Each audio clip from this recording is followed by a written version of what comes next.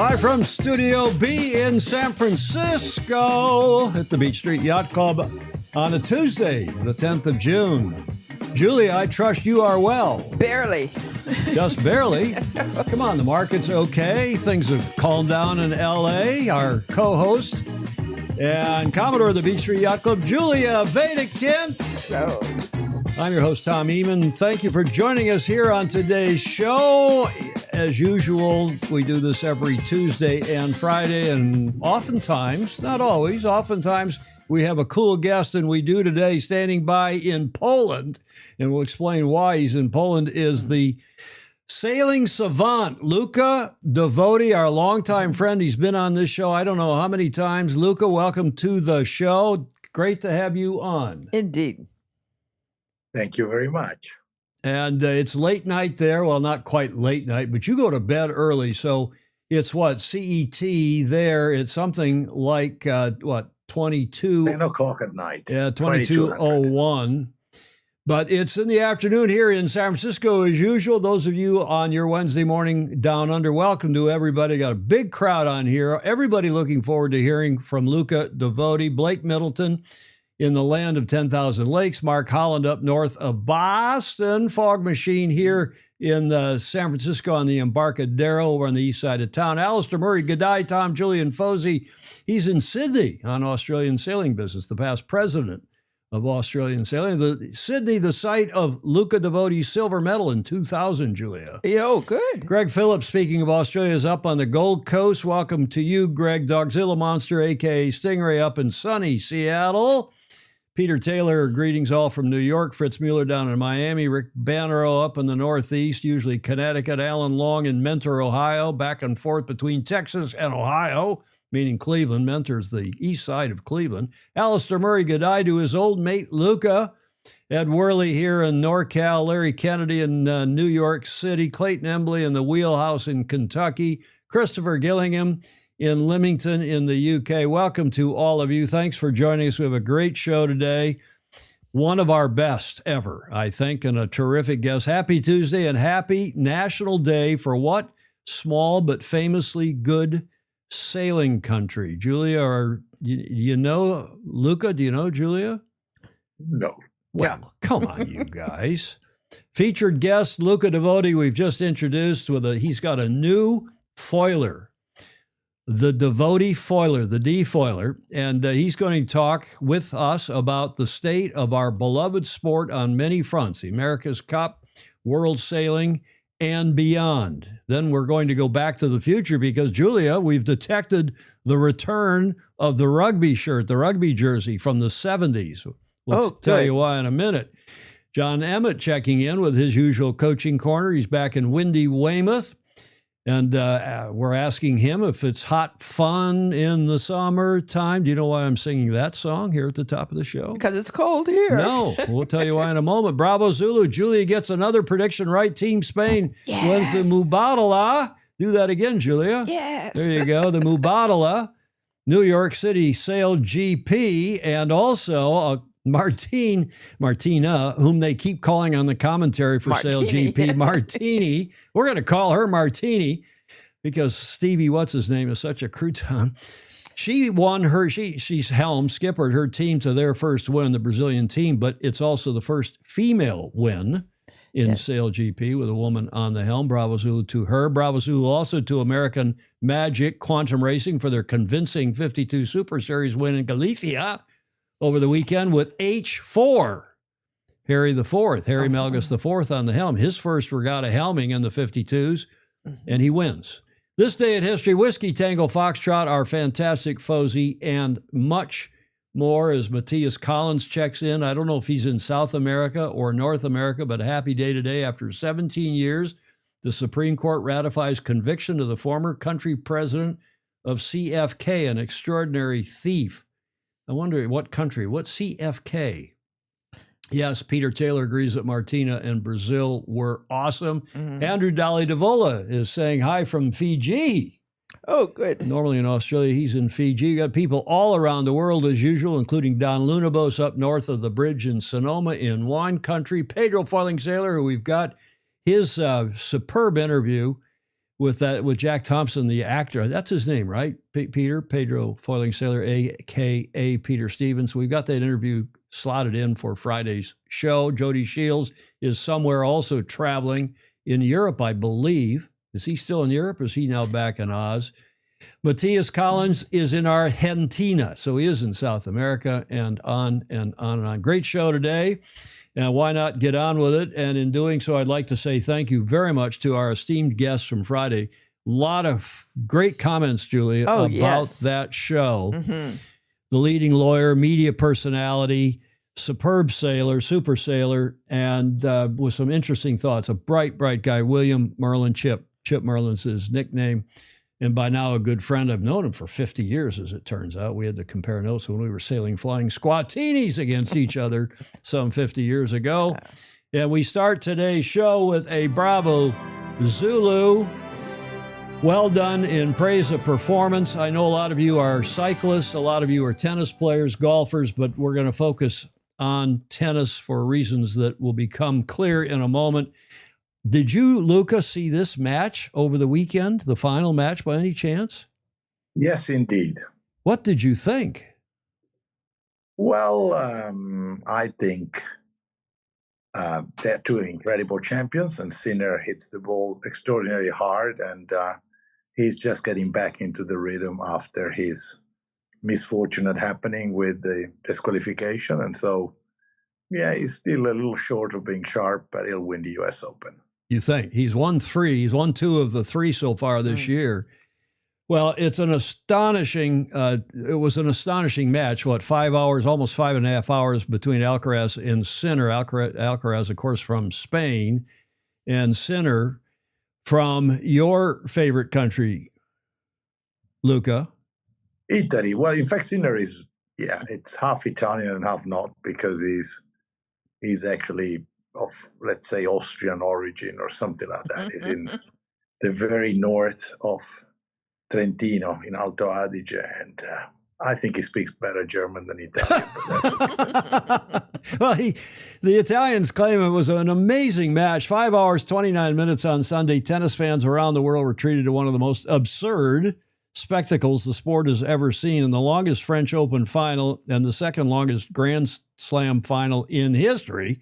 Alcatraz and Sinner showed once again that tennis' future is in safe hands. It was an amazing match, and it looked like Sinner was going to win. He'd won the last 2 Grand Slams coming into the French Open, and he was up by 2 sets. And then this gentleman came back. He's extremely fit, very powerful, and Alcaraz came back from 2 sets down to win for the first time in his career from that deep. And an amazing thing. But I go back to that first picture for another reason, Julia. What do you see here that is something different, a breath perhaps of fresh air? Are you talking about the shirts? Yes. Yeah. Well done. Okay. Those are Nike shirts, obviously, but Nike has returned to rugby shirts of the 70s. And you may remember the America's Cup in the 70s. This is that famously good Australia 2 team that wrestled the cup away from New York Yacht Club after 132 years. That's the press conference, the final press conference. Well, the race after the press conference after the final 7th and final race in Newport. Warren Jones, the late great Warren Jones, on the mic, and several of them with their Australia 2 rugby shirts, which were the thing. They were all the rage, brought by the Australians and the Kiwis later on from down under. Even Gary Jobson he switched from polos to rugby shirts. I think this is from 1980, not 1977, but in the 1980 match, they're standing with Ted Turner. Remember, we mentioned Gary in the show. Yeah. That's what made him famous, not rugby shirts, not winning the cup in 77 with Turner, but the Doers ad. Did you ever see that ad, Luca? Not really, mate. Are you a Scotch drinker? Not really, no. That's how Gary became famous, was in that ad here in the States in 1985 for Doers Whiskey. They did a dozen or so ads featuring famous athletes, famous personalities. I never knowingly saw one of them. Well, they were not just sports people. They were also they were also artists. They were, various musicians and so on. But back to the theme here, that is the 1983 that you could just buy on the street. That wasn't a particular team jersey in Newport, but the rugby jersey, the rugby shirt had well and truly taken hold, so much so that in the 87 match, Dennis was dressed up by American Express, and Dennis also, his team all had these Stars and Bars rugby shirts. And then the Aussies came back in 92 to San Diego and had another rugby shirt, different obviously from Australia, 2 shirts. Then the Kiwis showed up, and they had their yellows, the mustard yellow. They were not the most attractive shirts, but there's the late, great Peter Blake on the right with Russell. And their shirts became famous and a hot item in Newport. Canterbury and others were making those shirts. Here is the 2000 Team New Zealand shirt. That team didn't do so well, but their shirts certainly sold well. We took hold with Henry Lloyd and BMW Oracle Racing. And the Henry Lloyd we never wore those. They were too hot. And they're long sleeves, but, they were okay in the evening. And then in that famously good America's Cup venue of Auckland in 2021. That's a good looking shirt. That was a good, and even Prada did rugby shirts. That's for Auckland when they were the host of both the Prada Cup and the title partner for the America's Cup in that, again, famously good venue of Auckland. Look at all the people. Julia? Yes. Look at all the people. You're not selling me. In Auckland. I'm already sold. What a great place for the Cup. Why aren't they going back there for the next one? They were afraid. One hears, Commodores, ladies and gentlemen, that these shirts are making a big comeback, not only on the tennis courts, as you just saw, but one hears at a famously cool yacht club at the request of the young members. They have asked for rugby shirts to be sold in the club's store. Those of you who know your nautical flags will know that. Do you recognize those flags, Luca, Julia? No. YOUNG. Young American? Young members. Oh, young members. The young members at a certain esteemed yacht club have requested rugby shirts, and a certain Fosey, senior serious super Fosey, who happens to be a flag officer at that club, are producing them. Oh, nice. Yeah, nice. Or so one here. I'm not sure I'm supposed to say all that, but I did. Rigby shirts. No, Ed Worley. Rugby shirts. Ruby shirts. Banner Alcatraz. I like it. Yeah. Alcaraz. So does Bond make rugby underwear in Australia? You could put stripes on it. And Joe Holson's checking in from Estes Park. And there's our good friend Luca Devoti. We're delighted to have you on. I think the last time was August of 2024, wasn't it, Luca? That's what I thought I saw. You know better. I thought I saw on the cover photos. But a couple more notes here before we get into Luca's main segment. He's co-hosting with us today. Maybe with Julia, I see Mark Holland saying the Beach Street Yacht Club needs some rugby shirts. I think that's a good idea. Huh? That's a good idea. You better produce some rugby shirts for us. Well, aren't you in charge of swag? Of course. Remember we said on Friday's show that a Super Fosey was going to take a lap around the Isle of Wight in the Island Yacht Sailing Club's Round the Island race? He did on this yacht. My ride for the Round the Island race Saturday, the foiling Mod 70 Zulu, chartered by Peter Cunningham, helmed by Ned Collier Wakefield and an all-star crew, going for the record of sub 2 hours. Well, they didn't get the record, but MTM, Magnus the Magnificent, Wheatley, was on board, and they were first to finish. Oh, they were? Oh, good. Oh, yeah. Well, they won their Mod 70 division. Bravo Zulu to Magnus, and we have the video. Wow.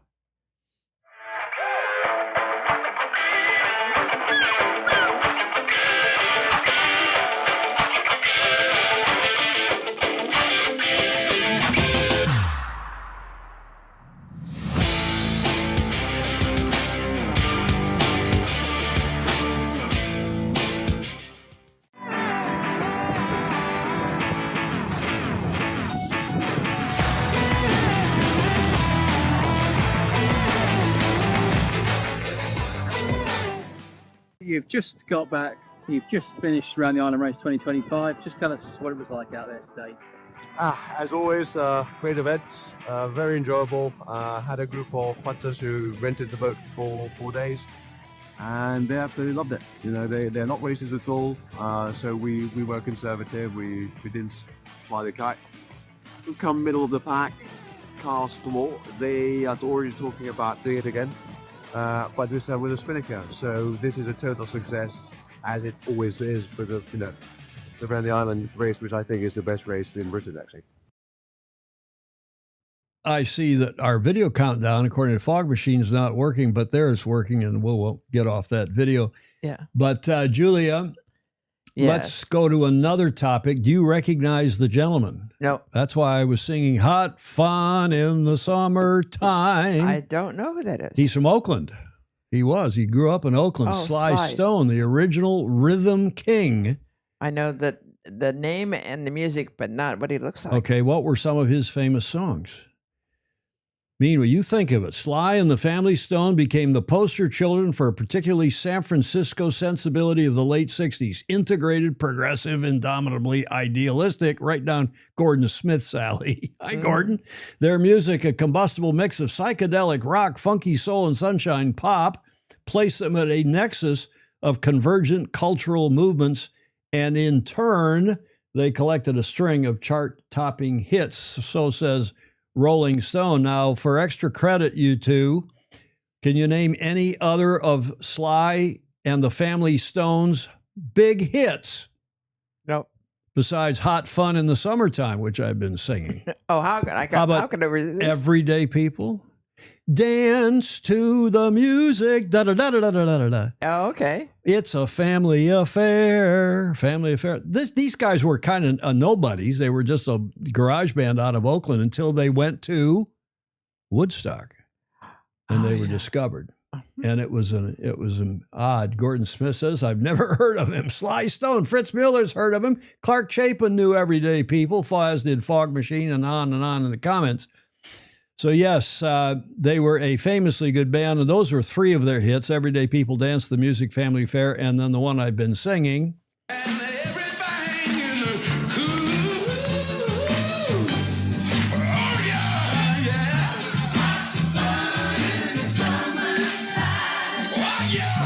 Hot Fun in the Summertime. That was our anthem as kids. And we were having hot fun in the summertime and sailing our fireballs and lasers and sunfish and flying Scots. That's when I was growing up and totally professional and working 80 hours a week. And since you seem to date every other musician in the Bay Area, did you ever date this gentleman? No. Well, never saw him live. Never saw him live. Huh? Luca, you've heard of him? Uh-oh, I got to turn Luca's mic on. Go ahead, say again. They're before my time. Before your time, they are indeed. Well, Sly Stone, the Sylvester Stewart, passed away yesterday, aged 82, 1943 to 2025. May he rest in peace. Okay, Julia, what are we celebrating today? What country's flag is that? Oh, my. Portugal. Luca's got it. Got it. Portugal, Julia. It's a beautiful flag. Today is their national day, June 10th, 2025. The consulate's just up the street here. When you come across the hill on Divisadero from the other side of the hill, the consulate's right there on the right. Right. Portugal and their flag is displayed. Portugal Day is the official national holiday of Portugal. It's observed on June 10th. And it translates, they celebrate, believe it or not, they celebrate the death of a poet, not his birth, because they don't quite know when he was born. Mm-hmm. But this guy's name, and I had to check to see how it's pronounced, Camões. Camões, Day of Portugal, Camões, and the Portuguese communities. The day is intended to remember the death of Luís de Camões, who is recognized as the country's greatest national icon. I'd never heard of him. He is most known for his poem, which narrates the story of Portuguese explorations of the 15th century and has since been accepted as a national poem in Portugal. However, because of his birth date is uncertain, His death date, June 10th, 1580, is commemorated as Portugal's National Day. And yes, Fritz Mueller knows it's the oldest country in Europe. Here's the video. On 10th of June, Portugal commemorates the death of the aforementioned Luís Camões. To mark Portugal's National Day, here are some interesting facts about Portugal. Portugal's the oldest nation state. Well done, Fritz Mueller. It became the Kingdom of Portugal in 1139. The Vasco da Gama Bridge, at 17 kilometers long in Lisbon, is the longest such bridge in Europe. Portugal and England, as we've said on this show before, are the oldest diplomatic alliance in the world. The Bertrand Bookstore in Lisbon is the world's oldest bookstore, dating from 1732. And at its height, Portugal's colonial empire included what are now 53 different countries. Portugal became the first colonial power to abolish slavery.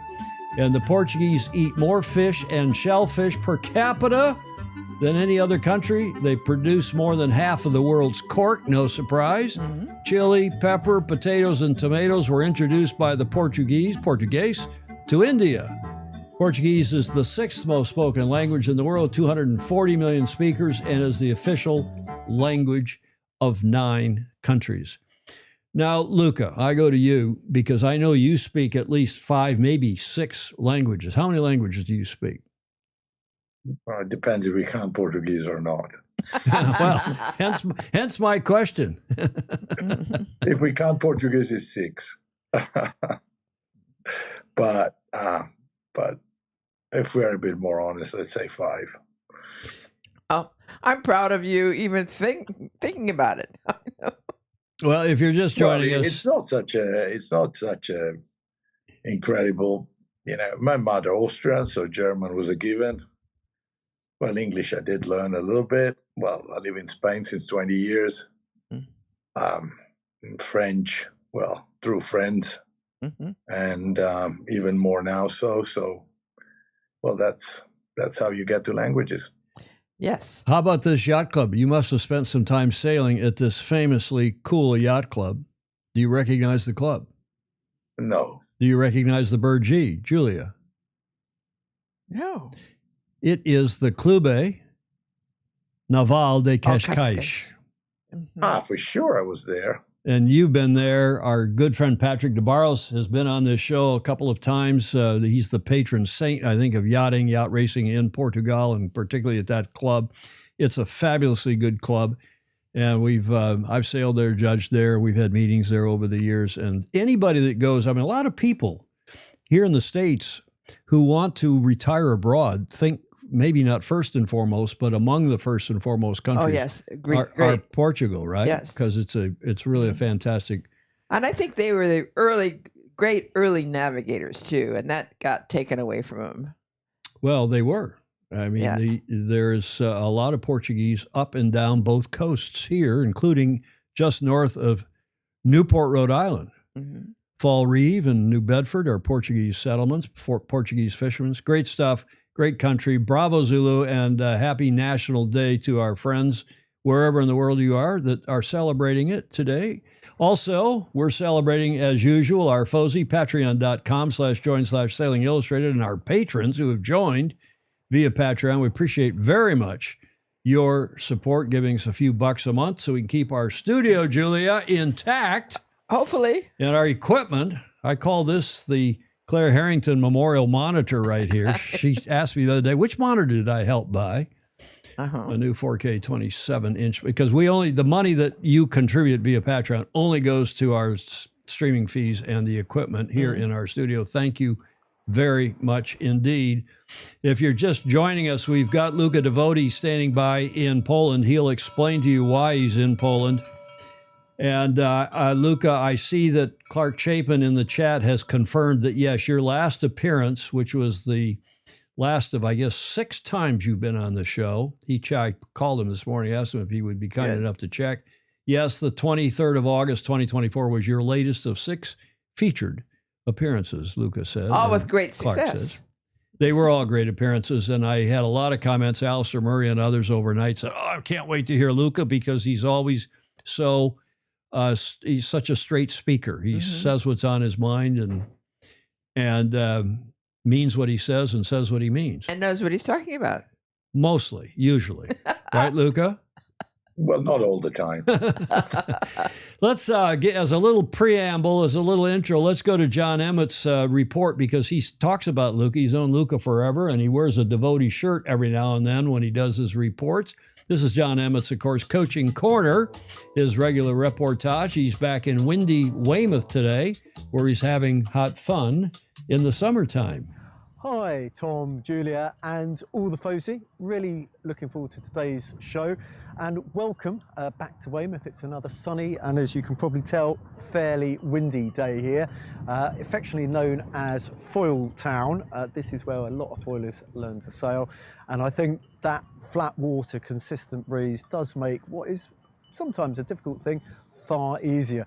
So I want to try and focus on the positives at the moment, because it's a very difficult time globally with a lot of the things which are going on, and we all love our sport sailing, and we need to do the best we can to help that sport, and innovation is essential. So I've been looking at the D-foil, and I'm sure Luca will tell you far more about it, but the idea is to make things accessible to the masses. So one of the issues is often the weight, because, for example, for female sailors, getting into classes and being the same weight is difficult compared to the male, I think, because we want people, regardless of their ability or regardless of their weight or their age, everybody to be able to sail. In fact, sometimes in the UK, I think we have the opposite problem, that we have so many classes.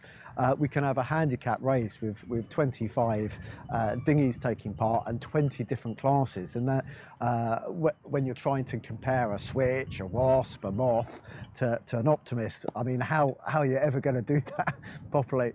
But what I really like about the D-foil is this idea that you can stall sail in 4 knots, easy launching. And we see it a lot of the times when we have really breezy days, like today, with the moths and everything goes out. And if the wind suddenly drops suddenly, when they're low riding, it can suddenly seem very difficult to get back, because I guess they're doing 20, 30 knots in the full-on foil conditions, and then they're probably slower than an Ilka when they're just low riding.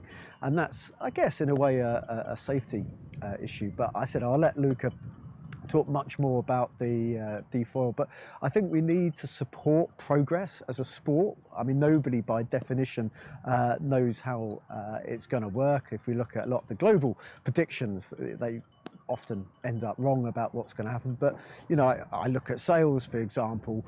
It's not that long ago, I guess, where you had cotton sails. Now we have a lot of Dacron sails. In 30 years' time, will we even see any white sails? I really don't know. But if you can help progress, please do. And then in terms of world sailing and all the other things which are going on, I know there's a lot of dissatisfaction, and I completely understand that. And it comes from the right place. It's like when a sailor has a bad regatta, it's absolutely correct for them to feel frustrated or disappointed. And if they didn't, as a coach, I'd be a little bit concerned. But at the same time, we need to focus our energies to help make things as good as they can be. Personally, I'm currently doing a lot of stuff at local level with clubs, classes, youth sailing, and even put my hand up to be on the committee of the local sailing club. So ask yourselves, is that something that you can do? And on with that, looking forward to the rest of the show. If you haven't done so already, please do share the feed. I'm sure this is going to be a especially good one, and comments especially welcome, because that's what makes the show so special. Sail fast, sail safe, and keep having fun. I see Gordon Smith in the comments saying he's not looking forward to the show. John, is looking forward to Lily coming home, because we got a note from him just before we went to air that a surprise return of the Golden Lily. Yeah. So John, I said maybe he's going to have a cuddle rather than a what a good idea. Rather than watching the show. By the way, he's won yet another Masters event, something in the UK, I guess, over the weekend. I saw this on Facebook, grabbed it, and I don't know what he's won, but I see that Ted Ryman and others have said you're the GOAT, the greatest of all time in the Ilka 6 Masters. Yeah. Bravo, Zulu. He's won another one, Julia. Radio Master National Champion. Is that what it is? Mm-hmm. Where'd you see that? In the comments? On the plate. Oh, you can read the plate. Well, your eyes are better than mine. Well done, Julia. The Nelson plate. Bravo Zulu, John, regardless. And Yes. as Gordon Smith is saying, we all totally agree with your sentiments, and that is that everybody on this show is constructive. Everybody on this show and all of our guests, we've never had a guest that was anything other than wanting to make our beloved sport better, as was the case with Chip last Friday, as Yes. I'm sure is the case with Luca today. And Julia, all the comments, all the chat, and it's a fabulous community because we just are trying to make the sport better with constructive comments. Right. And we like to serve, salute the volunteers, and serve with the volunteers, right? Absolutely. Well, we do. So we salute the volunteers. We salute Jon Emmett. We salute all of you. Julia's eyesight is correct. Blake Middleton confirms that's what's on the plate. Bravo Zulu, and thanks, John, for your regular reportage. Jon Emmett, sailing, get to the front of the fleet. We always say at the end of John's segment, which is probably a good segue to Luca, because he is a huge supporter as well of parasailing. And as you all know, we're trying to get parasailing reinstated into Olympic sailing. And the way we've concluded on this show, with the help particularly of the Australians and Jon Emmett, who's been leading this, is to get parasailing reinstated for Brisbane 2032. We're already out of LA in 2028. Get it reinstated for 2032 as a demonstration event for 2032. And that's the goal. That's the plan. And you Aussies, I know, starting with Alistair Murray, the esteemed past president of Australian Sailing, and the rest of the gang up on the Gold Coast are all working hard on this to make it happen. And Luca, with that, let's go right to you. And tell us a little bit about your experience with parasailing and with world sailing, and what can we do, if anything more, to get it reinstated, that is parasailing. Well, when we had our training center in Valencia, there was the Spanish Paralympic team there, and we became really great friends. And to see the pain they went through when they got dropped from the Paralympics was really, really sad, and their base being dismantled, it was really sad day for the sport. And yeah, we've tried. Maybe the strategies implemented weren't the best, but let's hope that sooner or later we'll make it. And let's hope that sailing will still make it. It has to find a new dimension, as it's lost a little bit its identity, and it needs to regroup. And it's time to work all together, because otherwise the future might end up being bleak. That's at least my fear. And this is why I am trying to put something new together, not only a new boat, but a new way of racing, and where we adopt modern technologies and go back to a sport that is much more fun to practice and to live together. And I think that's the key. We have lost a little bit the thread there. The soup has been divided in too many spoons, and too many committees, mostly incompetent, have dragged us where we are. And so we need to do something to put everything back together. And the top figures in the industry agree. They're also concerned, and I believe we have a great chance, and we're going to work on that. And Brisbane is a perfect place. There is no place like Australia to bring Paralympics back into the Olympics, even as a demo sport. A fantastic place surrounded by the sea. I can only hope that they're back with us. Indeed. Luca, we all know you're from Italy and an Italian, and despite that, you're really more Spanish these days, having lived in Spain for the last, 20 years, did you say? Well, it's 25 now. Yeah, that's when I got to know you. When we were living in Valencia, our families would get together and go to your place or our place, and we'd go out on the beach with Nicolo Porzio and his then young boys, who are now in their 20s. But now, today, we find you in Poland at a town called Dzierżoniów. Why are you in Poland? That's a bit of an interesting story. Yeah. So, I was making fin mast in an Italian yard called Latini with my hands, and there was a Polish worker there, and he said, "Oh, we have to go and not open a yard at my place." When I had the yard in England, it was on Burnham on Crouch, the famous place for sailing, where the first Fingal Cup was ever staged, and Paul Harrison won that. And so I came here only to find out that my grandfather and my grandmother from my mother's side are coming from the same area, actually 60 kilometers away from here. And so I kind of went back to the roots without even knowing it. And it's pretty amazing. Well, my family's in Valencia, most of the time in Valencia. Then I come here and I feel at home. So it is a bit of a going back to the roots in some way or form. Just out of curiosity, what's the closest big town to where you Wroclaw. are? Say again? It was Wroclaw, which was Breslau in German. I see. This was an area that was Germany before World War II, and then when the borders got moved west, the Polish borders got moved west. The Ukrainian one, they lost some territory there, and they gained some towards Germany and Czech and so on. And that's where I am right now. It's what the region that was called at the time of when my grandparents were living there. It was Schlesien, Silesia, and so here I am. Interesting. We met. We got to know each other, I guess, during the lead up to the 2000 Olympics. I think I was on the jury for a couple of your Finn Gold Cups, one place or another. And then you went as a relatively, what were you, 36 or 37 when you got a silver medal? 37. 37 at the 2000 Olympics. I wasn't the oldest guy to ever medal in our sport, but it must have been among the oldest guys to ever medal in the famously physical Finn dinghy.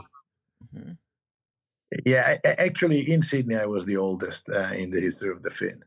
But then again, I started very late with sailing at 19, so it was a bit of a roller coaster to get there. And then one of my athletes, Vasilis Bogar, got silver in Rio, and he was 41, so he beat me there fair and square. Was it a surprise? Were you surprised when you took a silver medal? No. I had been in 97. I won the Europeans. I only lost the Worlds because I broke my back on the reach of the second last race that I was leading big, and with that race I would have won the Gold Cup with a race to spare. And then I couldn't sail for 1.5 years. Then I got back. First qualifier was the very famous Year Week. I finished second there, and then I went to Sydney, and I was quite well prepared.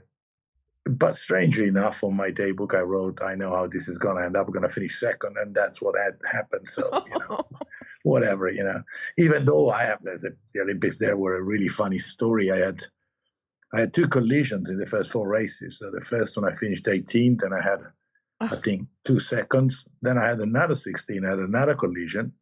And the Italian press, they said I was not performing with enough consistency to have a chance. And I blew up at the press, and I insulted all of them. And thank God there were Peter Harkin and Paul Henderson behind me, and they grabbed me and dragged me away because I went really crazy at the press. And so then we went to the Australian Yacht Club, and we were dancing with the ladies, and Naughty Harkin took my trousers down in the middle of the dance floor. So it was a little bit of a... Peter Harcoon. And so I slowly got all the way back up to bronze. And then it was the second last day. I never told this story before. And so I was in bronze, and we were 25 fins. There was no wind. And the races were out in the ocean, out of the heads in Sydney. And, you had to be told by your coach. And so goes the first fin, and then goes the second fin, and then I got the 10th fin, and the 22nd fin, and the 23rd fin. The 24th is Canadian Richard Clark, and I'm still there waiting for my idiotic coach. And so I throw him my tow rope, and Richard turns back to me and says, "But Luca, if I tell you, we'll both get late."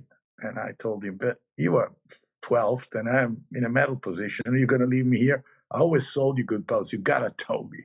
So he tied me on.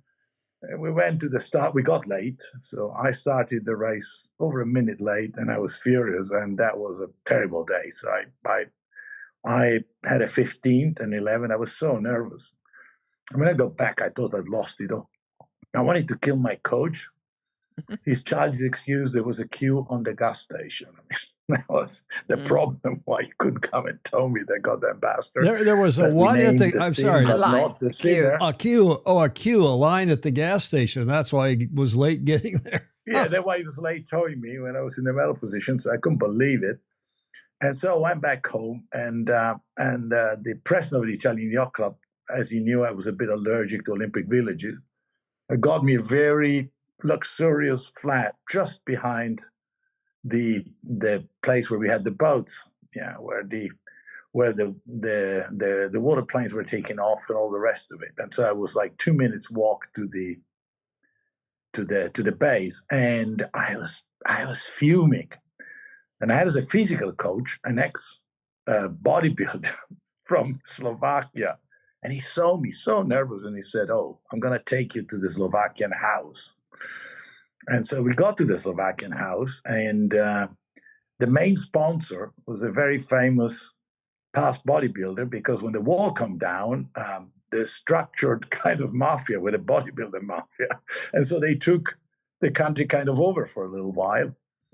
And so they fed me, and I drank like no tomorrow. And 1 o'clock in the morning, I was completely drunk, trying to get back to my flat.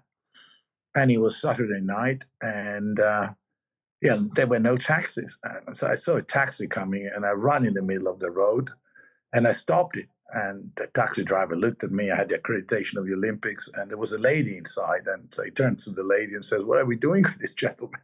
And the lady said, "We take this Italian home."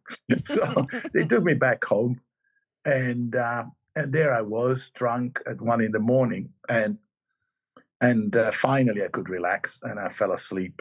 And then 11 o'clock in the morning, postponement went up, and I said, "Thank God." So I have a little time to try to get over these excesses that I don't want to even say how much I drank, because it's not even funny, and it's not even, let's say, good tuition to say what I did that night. Yeah. And so I had measured in 2 sails, identical sails. And so it was the last day. I never used the second sail. I put the second sail on. And I was sailing out to the starting line, and there comes the French coach, Daniel Daon. Next to him was Xavier Rohan, that he then won a medal in the Star. And Daniel was trying to play mind games to me, and he didn't know what kind of night I had, but at least I slept. And so he says, "Oh, why do you use such a flat sail inside the harbor?" And I turned to him and I said, "Well, I know how today is going to end up. We had the same situation in Turkey. Your athlete will start over the line. I'll win the race." And I finished second. I was in fourth before the last day. And Xavier was next to the coach and said, "What did Luca say?" And the coach wasn't really that prepared. So he told him what I said. So then this Xavier chickened out and started in third row. And so he was gone. And Percy took care of Freddie Loof. And so he was gone. And I pushed the start like never before. I didn't know if I was over or not, but I ended up winning that race with 1 minute and 35 seconds of lead on the second boat, and that was my silver medal. Then we had the last race, and the last race was even worse because it was 4 windward leewards, and I rounded the windward mark in second, and then I started getting cramps everywhere because I had obviously dehydrated after the inappropriate drinking the night before. And so I was going down the run with cramps everywhere in my hands, in my hamstrings, everywhere. And I was laughing like crazy and saying, how can you be so incredibly stupid to train 20 years to get this goddamn medal, and when you have it, get cramps because you drank like an idiot. And so I was drinking these salts and going up and down this idiotic course, and I'd lost count. And I remember Freddie Loof was coming, the pumping machine, pumping like crazy. And I said, Jesus, I might now hike like a madman, or this guy's going to pass me and I lose my medal. And then I saw the first boat going straight. And then I saw the second boat going straight. I had lost count. I didn't even know how many rounds were done. And then the third one went straight. So I looked back and I saw Freddie, who was 150 meters behind us, said, "You can pump as much as you want. You're never going to get me." And so I rolled through the finishing line. So that was a bit of let's say, not textbook preparation for the last day of racing, let's say so.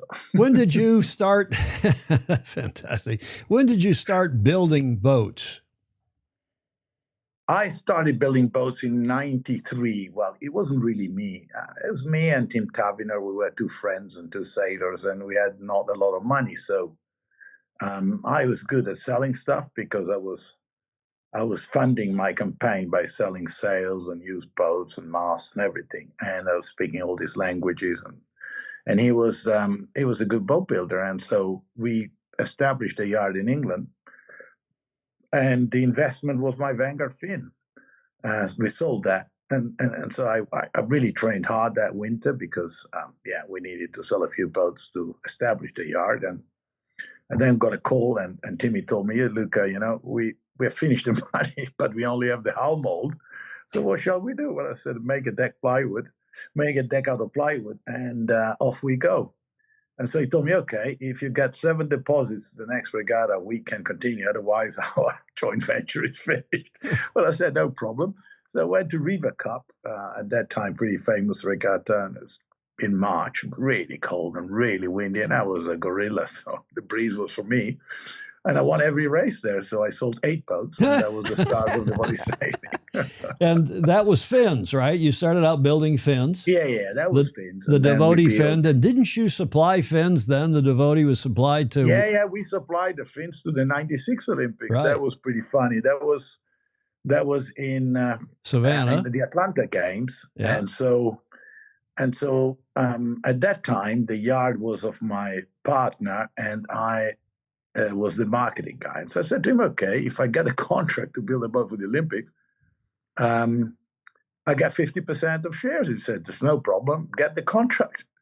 And so I somehow got the number of the SOCOG, the Atlanta Games Organizing Committee. And I called in, like Mr. Nobody. And they said, well, who are you? And I'm the main producer of boats that you use in the Olympics. So they passed me to a guy that was the purchase manager of the SOCOG. And he was an Italo-American. And the only thing he wanted to talk about was Formula One racing cars. So we talked about Formula One racing cars for 1.5 hours. And then he said, why are you calling me? Well, the last World Championships, all the top 10 boats were mine. And so I want to supply the boats for the Olympics. And at that time, the fins were supplied. And so he said, yeah, but I don't really want to buy them, he said to me. I said, well, that's not a problem. I'm going to rent them to you. So he says, okay. There were 36. I don't know why. Yeah. So we, even though there were less participants than boats that we provided. So I said, all right. And so we made a deal at an incredible, staggering amount of rental fee of $5,500 a piece. Oh. And we got the boats there, but that destroyed my first Olympics because the Americans, being very thorough, they wanted the boats there 3 months before, and the Army to take care of them. And so in those Olympics, the lasers were provided, the Europe dinghies, and the fins, and they put them in military metal barns. Mm. And Savannah, it gets pretty hot there. Yeah, so if you want to age laminate, you go really hot in the day and really cold at night and really hot at day. So in towing a laser before the regatta, a deck came unglued from the hull. Oh. The Europe class had to allow everybody to use their own foils on supplied boats because their foils had bloated up and they were unusable. And after the first day of racing, we had the mast step cracking in the fins. So what are we going to do? So we went to a shop and we got backing plates welded. We recalled all the boats, and we had a lot of friends there that topped up our workforce, like Wolfgang Gertz, past Gold Cup winner and fin master and laser master winner, whatever. And we were all on this barn. There was at the end of the river, they had a metal barn built by the Army, and it was fantastic there. In fact, the nature was incredible. And so when we undid the first fin and we took the mast foot off to put this backing plate so that they wouldn't all break due to this problem they had in storage, the backing plate fell off. So we said, oh my God, what are we going to do? If the backing plate falls off, the only way is to cut the deck and then, glue this goddamn backing plate back in place and then laminate. I mean, we can't do it for 36 boats. And so we were there. I mean, it was like 10 o'clock at night on this pontoon. And we said, well, you know what we're going to do? We're going to try. And so we went for it. And thank God no other backing plate fell off. And so 5 a.m, we finished, and everybody got their fins back, and everything went well. And we even got a very special award from the ILC for having perfectly served the movement, providing the boats. And so, but after that, my Olympics were gone as an athlete. But you started building other boats. If I am correct, I gather you're building not only the Finn, but the Ilka, the Club 420, the SB20. Is that right? Yeah. SB20, an Opti, the D1, and the D0. And now you're starting to build the D foiler. Yeah. So there, I mean, life is pretty strange. In fact, in my career, I had never really sailed any boat bigger than 30 foot. And before running plus 39 in the America's Cup in Valencia. And so it amazes me that at times some guy comes up and says, oh, I want to do this big project and I want you to lead it. And so, okay, it was my dream. So I took it on. It was a heck of a challenge, having never sailed anything bigger than 30 foot, but I think I did a pretty good job. And so I can't really say much because I've signed gigantic confidentiality agreements. But like a couple of years ago, I got put in charge of trying to make a foiling monohull to beat the world record of circumnavigating the globe. I don't know where that's going to go, but the boat's being built. And so I learned a lot. And yeah, I mean, I kind of feel that this, the image of foiling the SailGP is bringing is so distant from what people can do.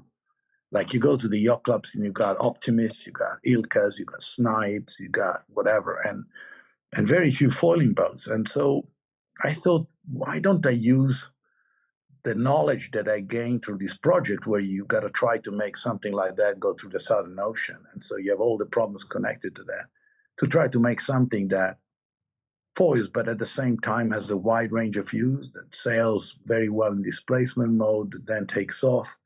But then when the wind gets stronger, you can skim, and this is how we came with this idea, and so one day another passionate sailor said, "Oh, I made this boat, and I don't know what to do with it. I gift it to you," and it was called the Pocket Rocket, Aurelio, a very passionate sailor, and so he gifted me this boat, which was like, this with 2 foils like that. And so I thought, well, when strong winds come, if we pull the foils up, they stabilize and we can skim, then we can sail in strong winds and so on and so forth. And so it got me in touch with a wonderful gentleman, Hugh Welburn. It's an English designer.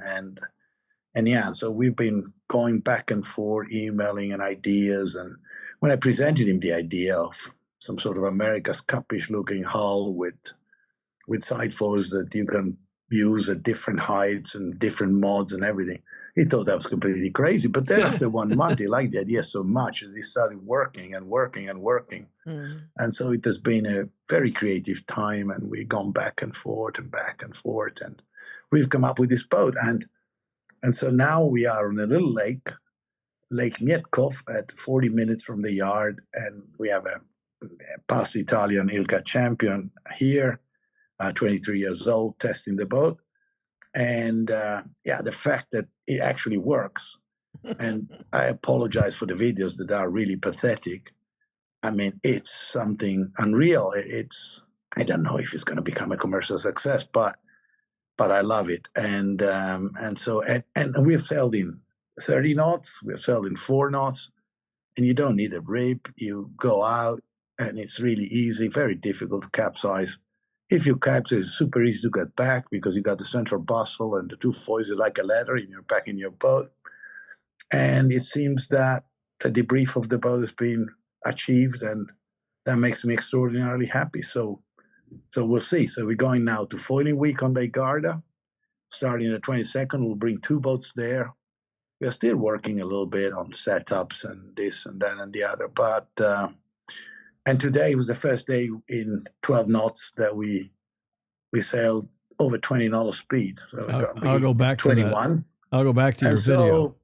So it's yeah. I mean, it's where was this taken? Where was this shot? This is Lake Mietkov, 45 minutes from Držonjov. So near where you're building the boats. Yes, that's where we have the yard.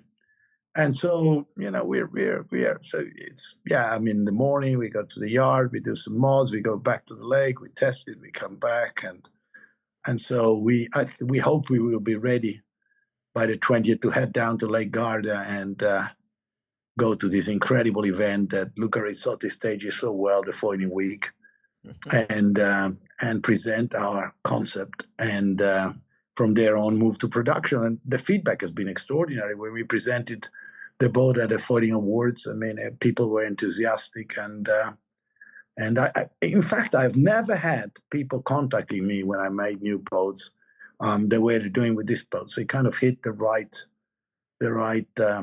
spot. So let's see if we're able to make it a great success or not. But it has been tremendous fun to develop, and it continues keeping me connected to the sport and passionate about it, and trying to find new ways to apply technology. So we are going to try to create a professional circuit where you just have boat provides it. We'll share the boats there, and we'll have a new racing format. We'll use Vacaros for the stars, so we have no OCS. We will reduce the importance of juries. We want kind of auto policing to come back, and if to have a disagreement, there will be a mediator. If they can't agree something that will lead the party that is wrong to have a small penalty, then he becomes an arbitrator and sanctions them badly. And so we got some ideas to change the sport and make it back what it has been for me, a way to make friends, a way to get chances, to meet incredible people. And yes, sailing has taken me everywhere. Let me go to some questions because they're rolling in here now. Yep. And I popped over there to the questions of the chat a moment ago. Gordon Smith saying, I like the look at that. Alistair Murray says, is it very physical, or can old guys like us sail it? What kind of a course do you have in mind? Tom Pace, who's the past Commodore down at Pensacola Yacht Club, where they just had the Foiling Week here in the States. What size sail? What's the ideal sailor weight? Alan Long says, very cool. I like it. And I'll add in, what do you think is the cost all up once you're in production? Order of magnitude as a guess. Yeah. No, we are going to sell the first 300 boats at 11,999 euros, ex tax, ex. So 12,000 euros. Yeah, and that is a full carbon boat with a carbon 2-piece mast, carbon foils. We have a North sail, and we want to try to make a lot of these boats. We're not going for the robbery. We are going for very, very reasonable margins, and to promote the sport. But then again, the yard, the academy was all to promote the sport, so that's why we're doing this. And I'm really so enthusiastic because it's so simple. It's an unstayed mast. You rig it in 5 minutes, and off you go. And all the guys that have sailed it so far, 6, they never want to stop. They never want to jump out of it. So this is a good sign. I mean, we will see. As I say, it's a newly born concept, but it mixes. It's a boat. It's not a canoe like the Mott or the Wasp or whatever. It's a boat, so you can sail it in every condition. But then you can also take off. And if you're very skilled, you sail only on the leeward foil. If you are a little bit more aged or not so skilled, then you sail with both foils, and that is very stable. And yes, if you are a little bit older like me, you can sail it as long as you don't go out in crazy winds, like in 12 knots. You'll have a lot of fun. And he wants to try to bring this new hype into the sport in a way that you can actually do it without having to spend fortunes and needing a rib next to you and all this horrible development of the sport that recently happened that makes it so incredibly expensive. Because if every training hour you need a coach and a rib, the cost of your sailing goes through the roof. If you can go out on your own and nothing breaks, well, and you can come back even with 30 knots, it's a completely different ball. Exactly so right. This is what we're trying to do. And I have to thank all the ones that congratulated me. Even very famous America's Cup heroes send me congratulations. I'm not going to name them, but the biggest that you can ever dream of. So, hey, so Luca, for me, it's Luca, like it's a dream come true. Where was this? Speaking of dreams, where was this picture taken? This looks very elegant. Yeah, this is the stock market in Genova, which of course doesn't operate anymore. Is an incredibly elegant palace where the municipality of Genoa provided us with the structure, and Rizzotti and the Foiling Association staged a congress and the Foiling Awards. And so it was an honor to be able to get there. We got there last minute. We didn't even know if we could finish the boat in time, but we managed. And if you see, the rudder wasn't there because we didn't get the rudder stock in time. Never mind. Yeah. And yeah, I mean, it was a really nice evening. And this is so the Foiling Awards in Genoa, which were what, in November or December? We covered that. No. It was just not even a month ago. Oh, was it? Didn't we cover that? Didn't we have? Maybe it was last year's because we had Andrew Pindar or somebody was reporting. Yeah, that you covered it last year, not last year. Hey, Steve Atkins. That was kind of the introduction. And if you see the picture with the blue light from the bottom, you can understand the hull shape that gives it this kind of combined performance. So the bustle, the volume of the bustle is less. It's like the sailor's weight, and the boat is lighter than the volume of the bustle. So it's around 70 liters. So when you step on it, the boat gets stable. There's the bustle. Yeah, and the bustle makes you slow down very little when you hit the wave, and makes you accelerate much faster. Like when you get a bit of lift, all of a sudden you're only on the bustle and the drag is greatly reduced, and off you go. So it's incredibly fast in displacement mode, which makes it a lot of fun even at 4 or 5 knots. Mm-hmm. And as I say, I mean, Hugh has done an incredible work, and we didn't really know each other, and I can only thank him for transforming my ideas into something that I like so much. But then again, it's like me talking about my son. I mean, for me, in Italy they say, every horrible thing when it's your son is the most beautiful thing you have. So I can't really speak about it, but I'm happy. So, at least I'm happy. I just got a new hip 120 days ago. So I had to lose 20 kilos. So I have a second youth. So let's see where that takes me. Couple other questions. Alan Long wants to know, can you beach launch it? Yes. And I guess we've covered the rudder, a little T-foil on the bottom of the rudder. It's got a rudder stock, so you slot it in like a 49 or whatever. So it's up in the rudder stock. You launch the boat with a trolley. When it floats, you pull your sail up, and then you jump on the boat. You stuck your rudder down. Rudder has got a bit of a funny shape. It's very narrow at the bottom, and then it gets really much wider close to the waterline, so that you get some steerage when there is no wind or when you take your sail down. Because when we made the first prototype, we had a mod rudder, and then once you take the sail down in the harbor, the boat had no steerage, and we were hitting everything. So we invented that little funny shaped rudder there, and so off we go. We make the foils. Compotech makes the mast. Nord makes the sails, and we'll see what happens, Dagger board for non-foiling conditions, or these foils always work regardless of light air? No, these foils work always. They always work, no problem. Yeah, they're pretty long, so when you have them in, actually just in the very light, you have only the leeward foil in, and you don't have the leeway. The bustle helps also, but no. 12 grand all up.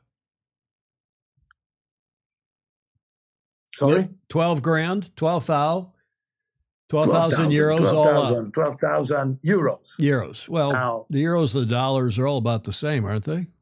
What's the exchange rate right now? It depends on what Trump says tomorrow. But. Got to be flexible. Okay, Luca. Yeah. Well, keep us posted on it. Exciting project. And if folks, if you're just joining us, we're delighted to have Luca Devoti with us. He's live from Poland. And if you're wondering why he's in Poland, well, he explained it to us a few minutes ago. He's there because, and I won't try to pronounce that again, but it's a town. Dzierżoniów. Say it again. Dzierżoniów.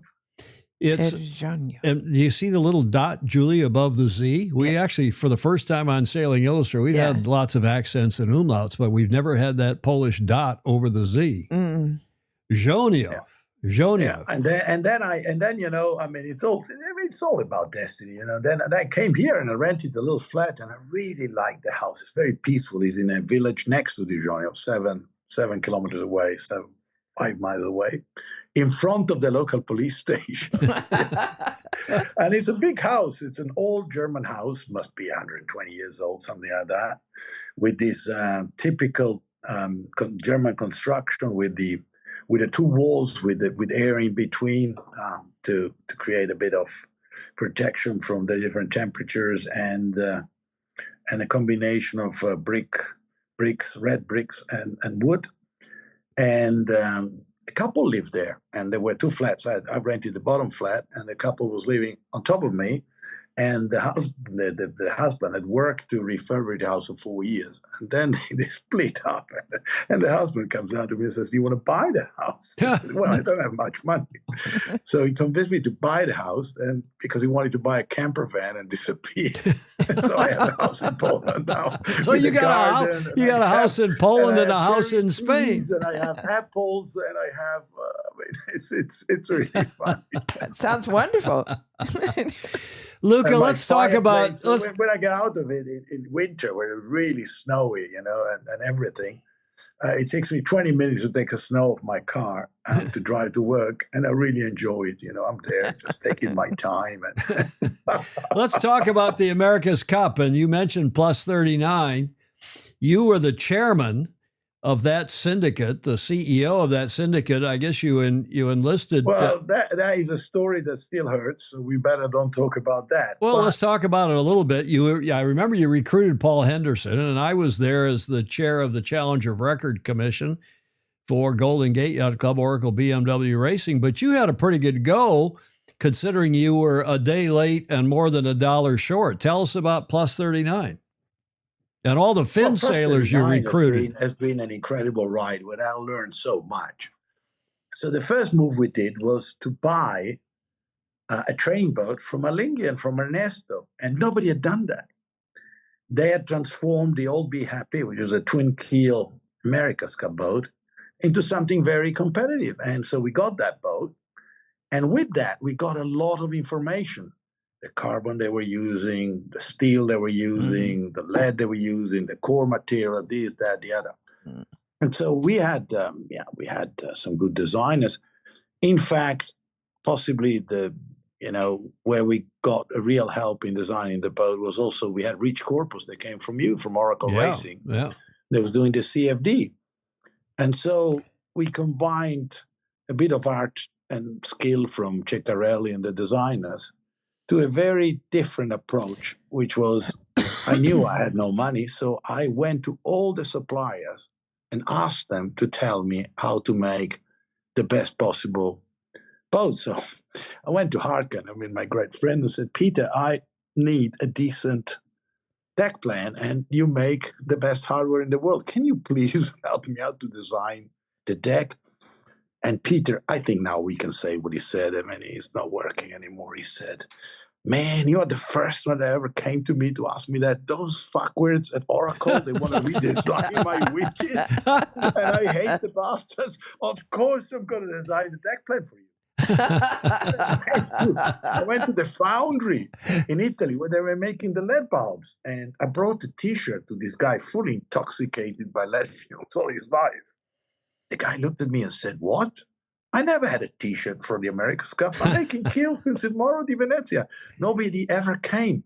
I signed a huge confidentiality agreement, but I have here something interesting for you to see. And off he took off all the designs and everything of one of, let's say, the most prestigious challenges in the cup. And I said, oh, thank you very much. And then I went to the guy who was making the carbon. I said, can you please tell me how to laminate this boat? And the same for the core material guy. The guy said, oh, finally somebody's asking for advice instead of trying to redesign the thing. And so then I had made a wing mast for the 96 Olympics with Spitzauer. It was the first wing mast in the fin, and we had made it a Mastrom composite.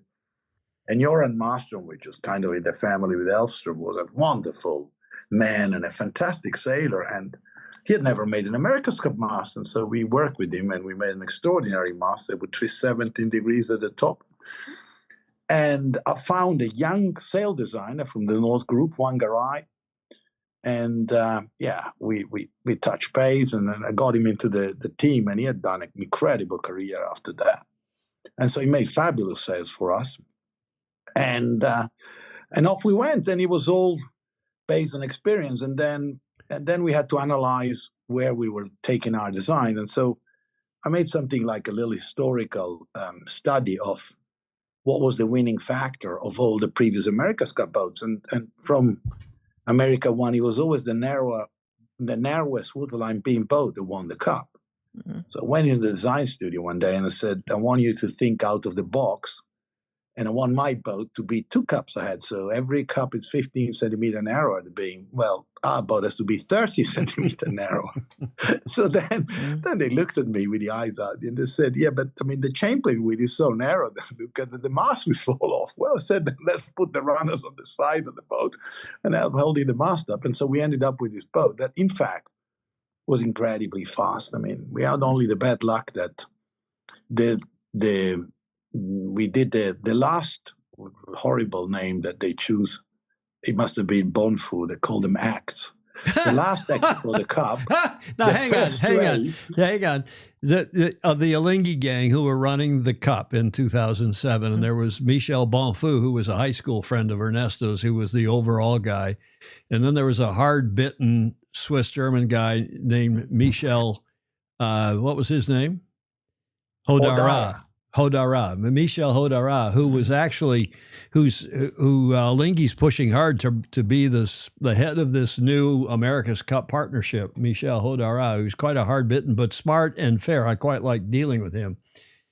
But they called the regattas actos, because the Spanish, instead of calling regattas or stages or whatever you might use in other sports. They call them act. Actos, act and acts, which translated not well into English. Act 1, Act 2, Act 3 were the pre-regattas. So the name was horrible. And so the first comes the first race of the last act.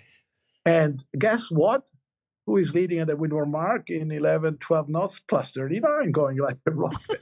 So Then the wind turned all over the place, and my lads finished 6th. But we had a fantastic crew. I mean, Ian Percy steering, Ian Walker doing tactics, Anthony Nossiter at the pit, Rafa Trujillo doing the main, Mike Meyer doing the grinding. We had the crews of Jablonski, that was world champion in match racing, doing the tailor, and we had incredible grinders. Chris Brittle from England, another Finn sailor that did then history as a grinder, and a Polish guy, Paulon, that was so strong that it was unbelievable. And so I was coming out, and I was pretty enthused, and we had no money. So the boat had been impounded 5 times before the regatta because we were bankrupt there. Which was pretty funny for me because it never had anything to do with the police or having something impounded. So when the Spanish fiscal police came into the base and they told me they'd impound the boat, I said, well, how do you impound the boat? And they took a tape out where it said Departamento Policía Judicial, and they taped my windshield and said, you're boss here, you're responsible. If this boat go out, you go to jail. I said, okay, I got it. I understand what you mean. And so I got out of the base, and there was coming Rolf Frolick. Yeah. And so Rolf comes to me, Alinghi's designer, and says, I don't know how you did this, but today your boat was the fastest. I said, sorry, Rolf, how the hell do you know that? Well, we have the speed of all the boats, and you're going 11.6 upwind, and us, Oracle, were going 11.5, and all the other ones were slower. I said, thank you very much, Rolf. It's the biggest compliment you've ever given me in my life. So I went home super happy. And then came the second day. And so the second day, the boat did not have such a good start, and we were smoking through the fleet, going like rockets, but we had only one mast. And the German boat had two wonderful athletes, but who's between tactician and helmsman, they were well over 100 years old together. Yeah? So they thought they could cross on port, but they didn't consider they were not slower than us. And so when the crossing came close, they couldn't cross. So they thought, oh, now we bear away.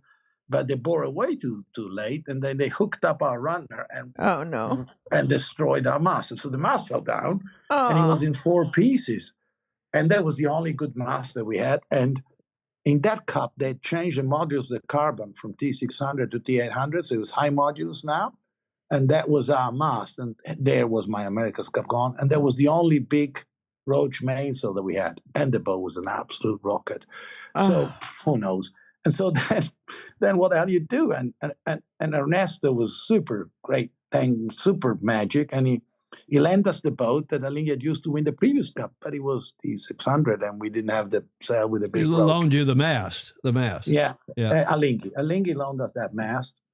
And we had no money. So then I went, and we also had no rule advisor. So I went and fought in the protest and got 550,000 euro damage compensation from the goddamn Germans, which took us to the end of the cup. And so we went into the impossible task of repairing this mast. And so we worked for 15 days, and it was really moving, everybody, Percy and Andrew Simpson was there, Bart Simpson, the guy that sadly enough died in San Francisco.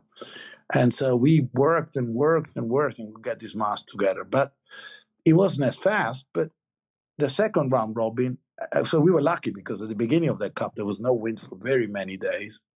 And so in 18 days, we could get the mast back together. It wasn't as fast because it wasn't twisting. But thank God we had made a 4-spreader rig because we didn't know where to get the shrouds. So some guy said that there were some abandoned shrouds from America One somewhere. So we got those. They were for a 3-spreader rig, and then we got them reheaded and we put the mast together. And then in the second part of the qualifying series, we beat Mascalzone, we beat the Germans, we beat Sociolosa. We were leading at the windward mark with Luna Rossa. Then the hook wasn't working because the mast was a little bit troublesome the way it got put together. We lost with Team New Zealand something like 10 seconds. And so we finished on a high note, what had been a pretty horrific experience with bankruptcy and all the rest of it. So it was a very interesting experience into human madness and challenges that the America's Cup can bring to you. And so I really enjoyed that. Luca, I should tell all our FOSI, all the viewers, our friends, that you and I didn't have time to check. I just put these slides together, having no idea where you would go, what we would talk about. You didn't know I had this picture in this show.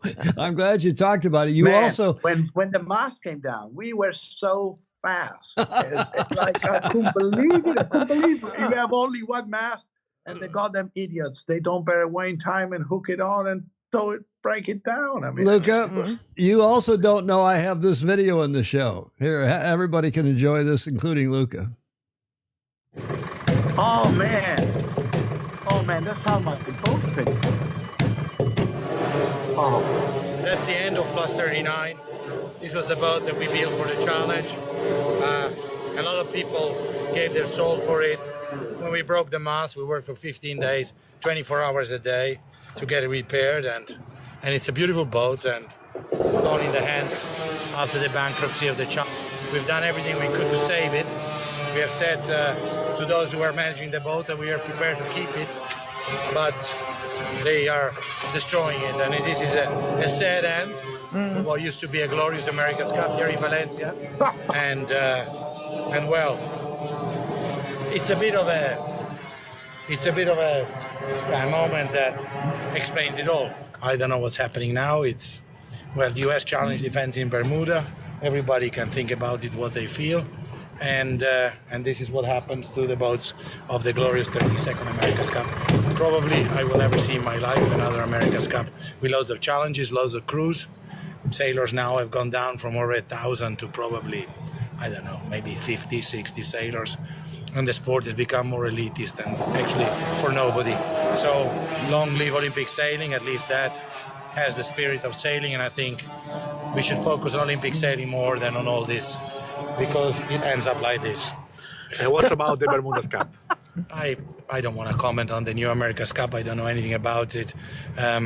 Strange that the U.S. defends in Bermuda, but as I say, they have their reasons, and it might be the best cup ever. Only there's not going to be many sailors, and not going to be many teams involved.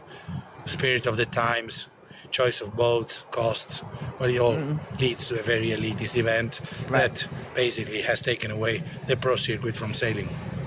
Yes. Luca, that's courtesy of Faravela, that video. You think that? Do you remember recording that, shooting that? Oh yeah. I remember I hammered the new owners brutally, and the Faravela guy shit his pants and censored me. Yeah. Well, that's a nice segue for us into this next segment, because I want to talk about AC-20. I mean, you're right. 2007 was the last of the traditional America's Cups with multiple teams from all over, lots of sailors, lots of designers. It was a great event. And then we had the deed of gift match, and sadly, we didn't go back to the same formula that we had in 07 and before with the IACC boats. Yes.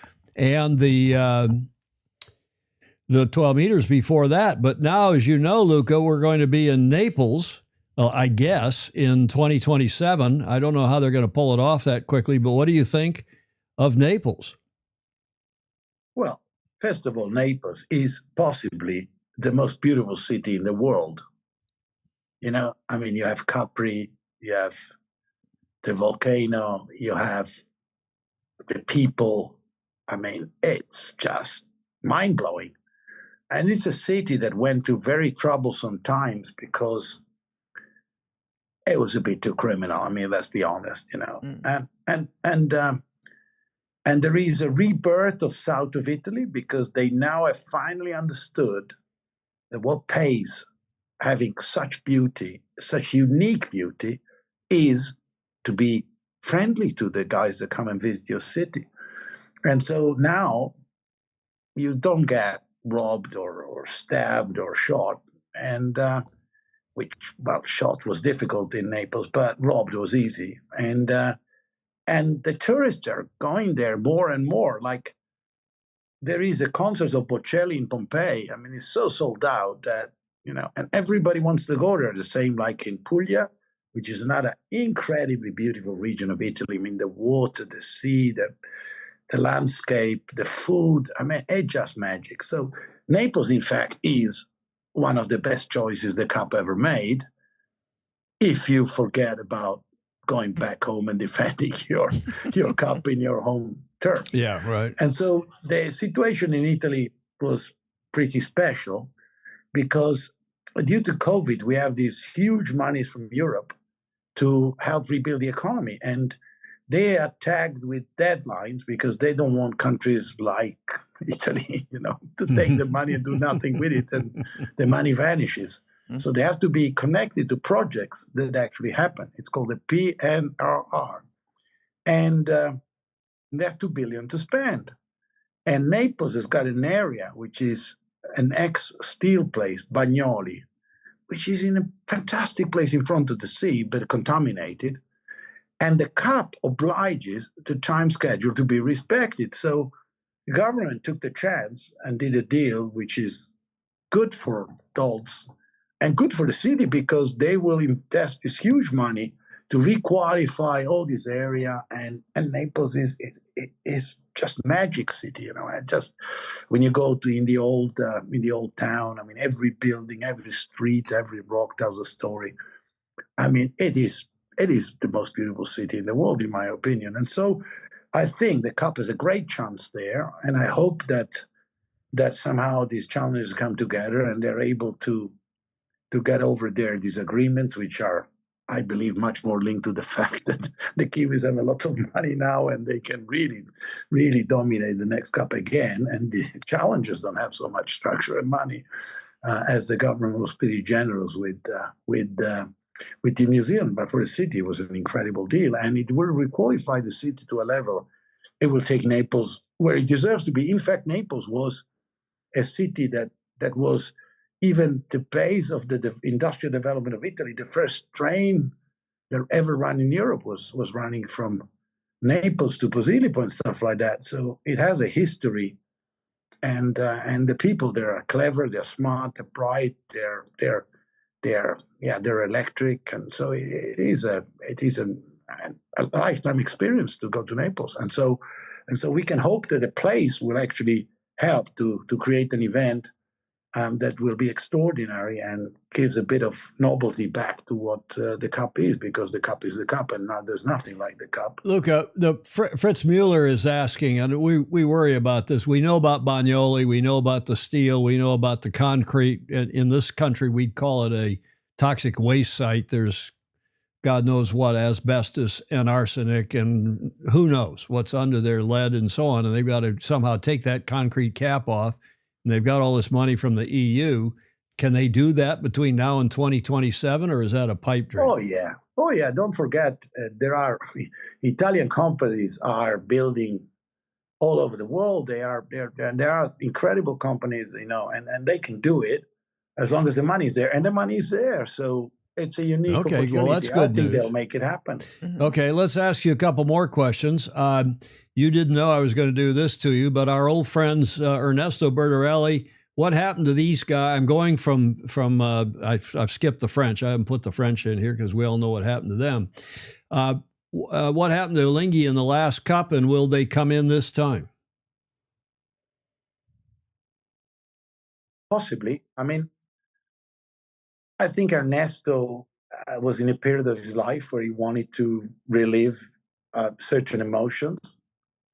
But I think he chose a lot of very nice people to surround himself with, but not necessarily sailing winners. And so you're so diplomatic all of a sudden. What? You're so diplomatic all of a sudden. I'm not diplomatic. I mean, they're guys that they're nice to have dinner with, but they will never win a cup. And that's the problem that he had. And so that led to a chain of mistakes. Yeah. Therefore, they ended up with the biggest foils. And there again, the cup is a very funny fish because the rules are there, but you got to always read a little bit further than the rules. So the biggest problem last time around was the rule that stated that you had to activate everything with your fingers, with buttons, yeah. And so those who had the least of automation, which were in line, Linghi, and then the Americans, and we can talk about the Americans later, they were also useless. They had no PLCs interpreting the signal and coordinating everything. And that's why Linghi was breaking mast, because when you were tacking, the foil was moving, but the mast was not turning the right amount of degrees, et cetera, et cetera. And so they had, no PLC or whatever. And the Americans also, that was a wrong decision by Tom Slingsby, great friend, but not really technically tell capable. Everybody in 30 and Luca, tell everybody, Luca, 3, and they were moving everything, okay, it was activated with a finger, but then the computer was telling Luca, what to tell do. everybody in a 30-second thumbnail what a PLC is. Well, it's a computer. Well, it's a computer. These boats are very difficult to sail at the top level, and so you just need to.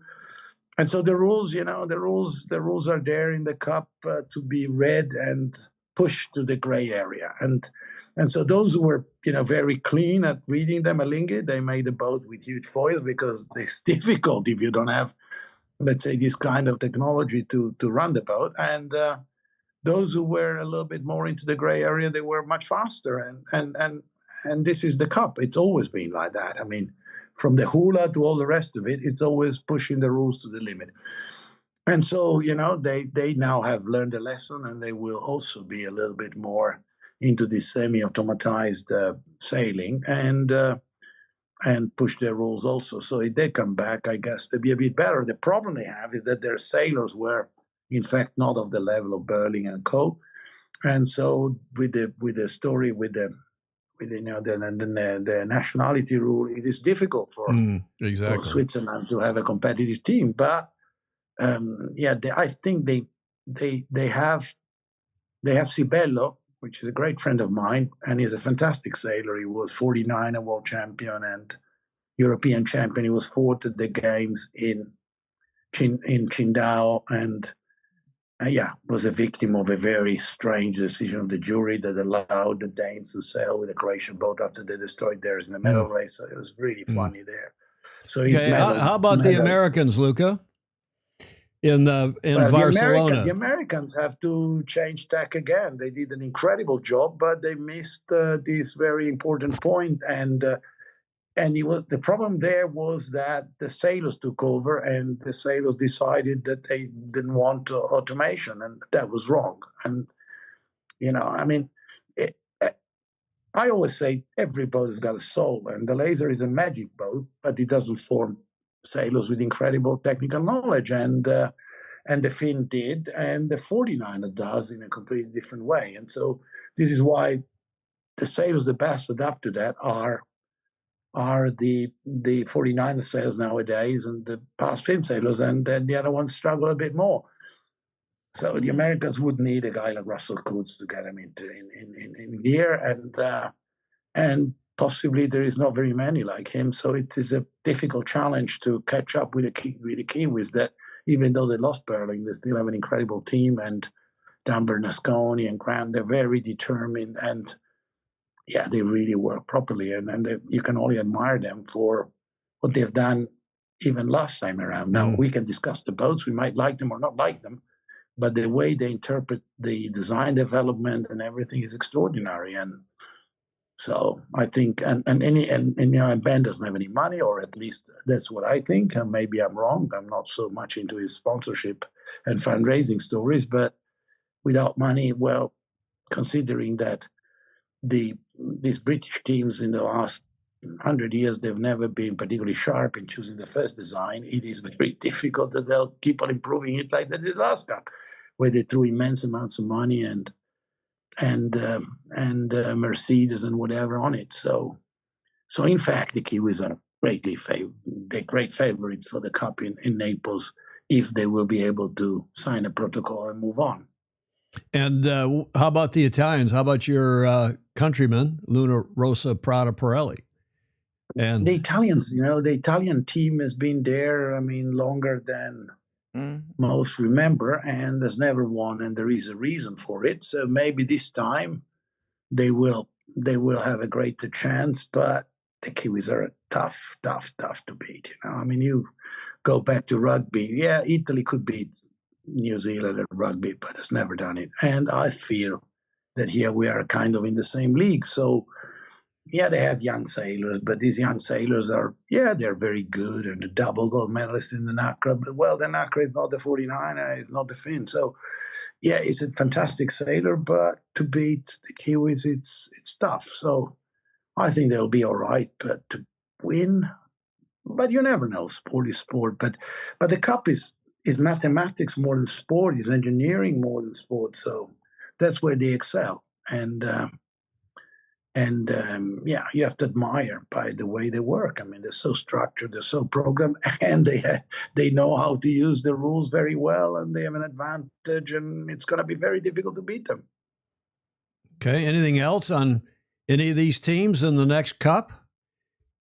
No, we'll observe, and we'll comment, and we'll try to understand what they do. But there is so much that goes on inside the boat that, like the last Cup, the Kiwis were moving their foil like every, 6 seconds, and they were using that to bounce the boat by changing the arm of, the lever to the foil, and the other teams were moving their traveler in and out, and, the combination of arm and traveler was more efficient and stuff like that. So they are a fantastic team, and now they have real money. So So they're going to be a tough cookie to beat. Indeed. Luca, I've got 2 more slides that I always put in at the end of the America's Cup segment, and that is our favorite yacht club, one of our favorite yacht clubs, but our least favorite trustee. They're just, the protocol and this whole mess that continues in large part is because this club has delegated all of its authority and responsibility to the team, and the team is just about feathering their own nest. You didn't say it in quite so few words. Dogzilla Monster and others agree with you, and I do too, that Dan Bernasconi, who I knew tangentially from Formula One, is a brilliant mind. And he will probably help propel, now that they've got all this money from Naples and beyond. They got a lot of dough, and it's not clear that these other teams, including Alinghi, including American Magic, will see if they have the fortitude and the wherewithal to go compete, especially when they're worried about a level playing field or it's never a level playing field in the America's Cup, as you know, but there is a more level playing field when you have a tough challenger record. And I'm not sure how much longer the Royal Yacht Squadron is going to be the challenger of record, and whether they're ever going to sign a protocol or whether that is going to devolve to the French or the Italians, which is what I'm starting to hear.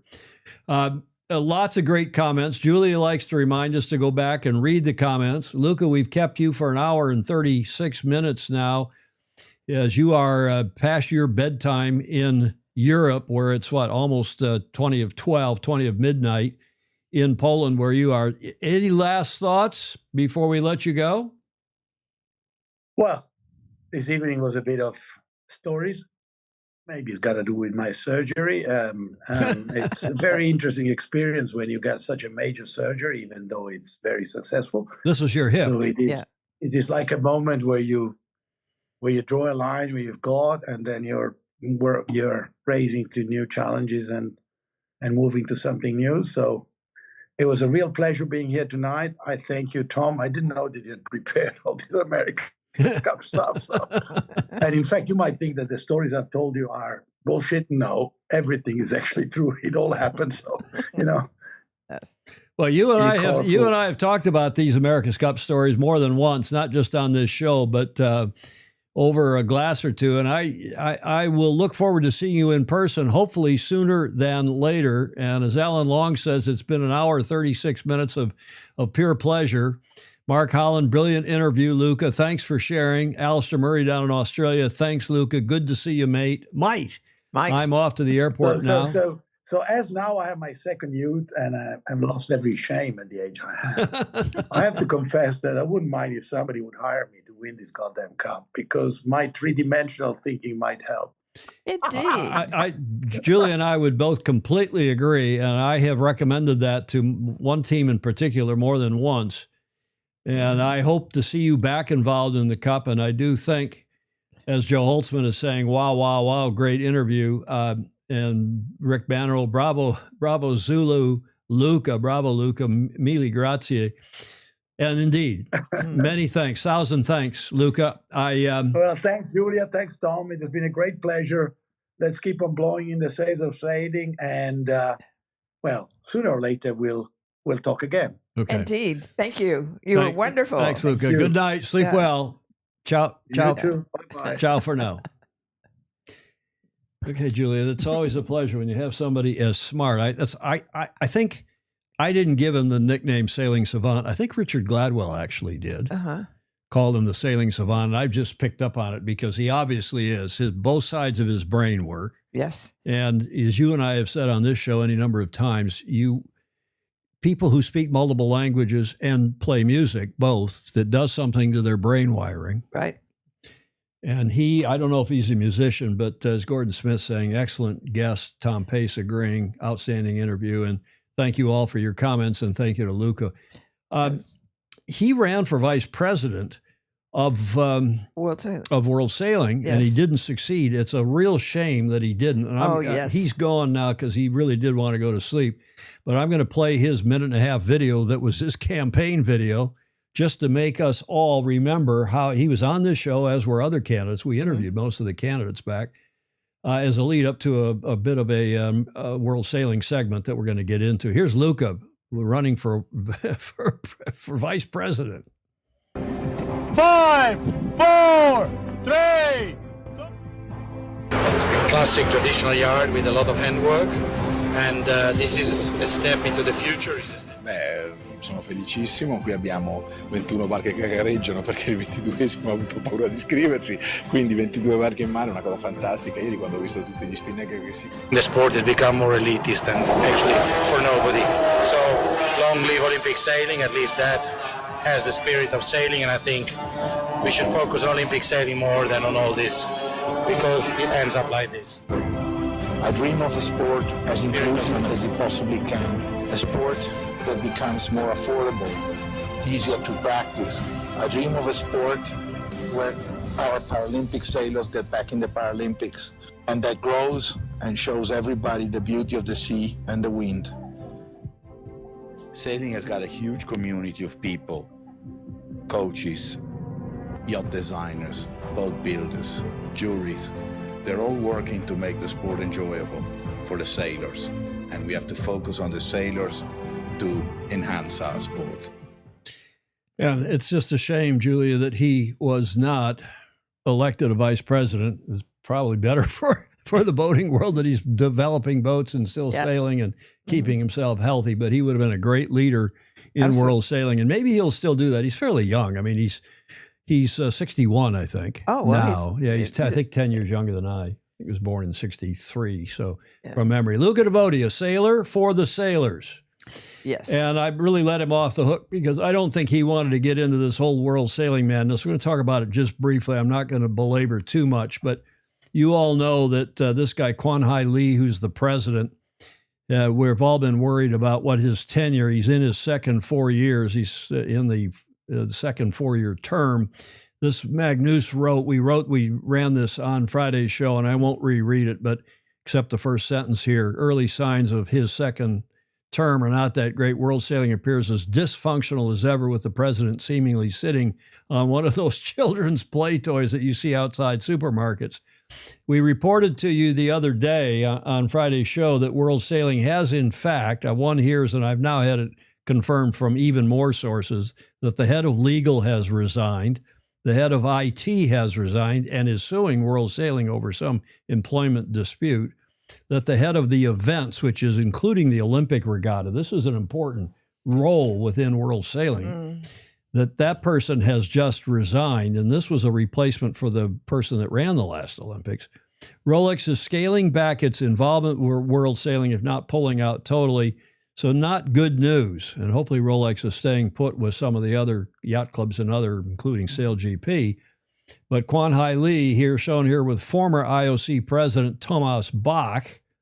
And we've been speculating as to what is going on in SoCal, in Long Beach and Los Angeles. And I've got some news for you all on that front. And as you know, we all feel strongly that Long Beach is correct, that that's the venue where this should all play out, not in San Pedro, which is where the Port of LA is. And we've been asking all of you to ping the World Sailing CEO, David.Graham, at sailing.org, that San Pedro, the Port of LA, is not the correct venue. There's all sorts of problems with it. We won't belabor it. But as those of you who've been following the news will know, there's been disquiet in LA the last 4 nights. It looks like it's got settled down last night and hopefully is under control now, but it was not far from San Pedro, as you can see here, from when the rioters, when the protesters blocked 101 the other day, which is just a half a mile when this was going on from the 110, California 110 that goes down to San Pedro and the port. And it's been a mess, but I've got more news for you on all of this front. I'm sorry to report, but it's starting now to look like maybe the Olympics are in trouble in LA, Julia. And the reason is the city is, by their own admission, they've just confirmed that they're $1 billion in debt underwater for their budget. I mean, they've come out of the last fiscal year, $1 billion underwater. They have they've agreed to give to the LA 28 $300 million for the 28 Olympics, which are only in 3 years' time. This is 2025. These are the 28 games.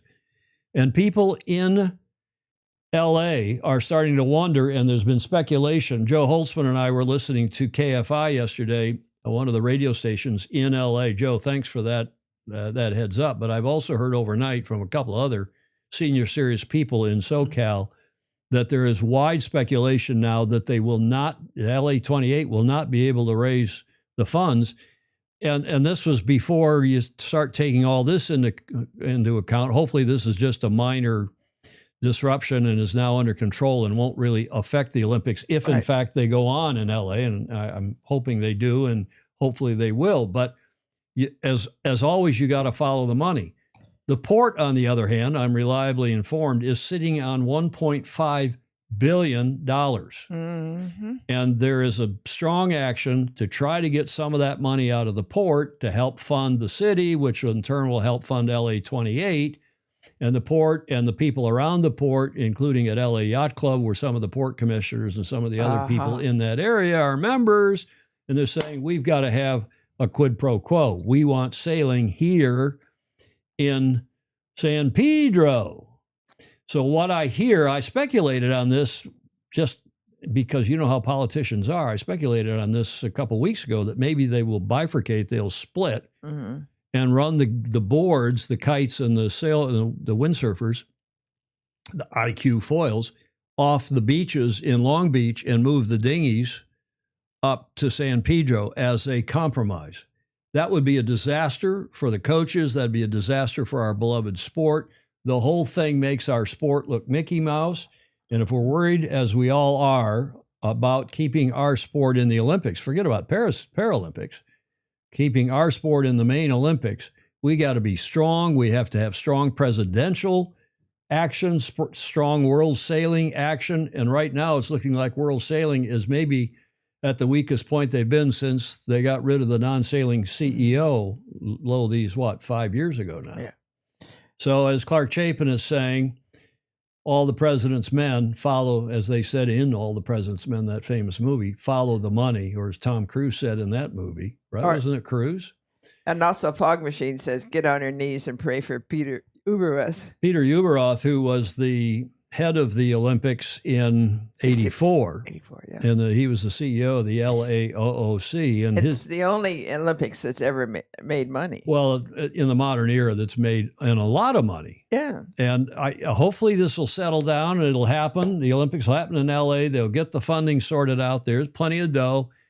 But the federal government, as you know, Trump and his administration are at odds with California and vice versa. And I'm not sure they're going to be inclined to help California and LA, although I'm sure Mr. Trump would like to have a good Olympics on his watch. So hopefully something is going to happen. And Steve Adkins is saying the money is going to win. The whole country is chasing the billions. Not good news. The money is going to win. So it's a tough scene, folks. And I'm sorry to report this, but I have talked over the weekend. I spent the weekend investigating and listening and learning on the latest from that. And I think it's less to do with shipping interest in China now, trying to twist the arm of Quan Hai Lee, and more to do with local politics and politicians in and around San Pedro trying to get something happening on their turf. There are two clubs there. This Cabrillo Beach Yacht Club, which is quite a good yacht club, a good organization in that area, and then there's LA Yacht Club, which is having membership problems. They're down, I think, under really under 100 members. Yeah. And this scene, Julia, over your shoulder, was not a good look, and hopefully that's now behind us. But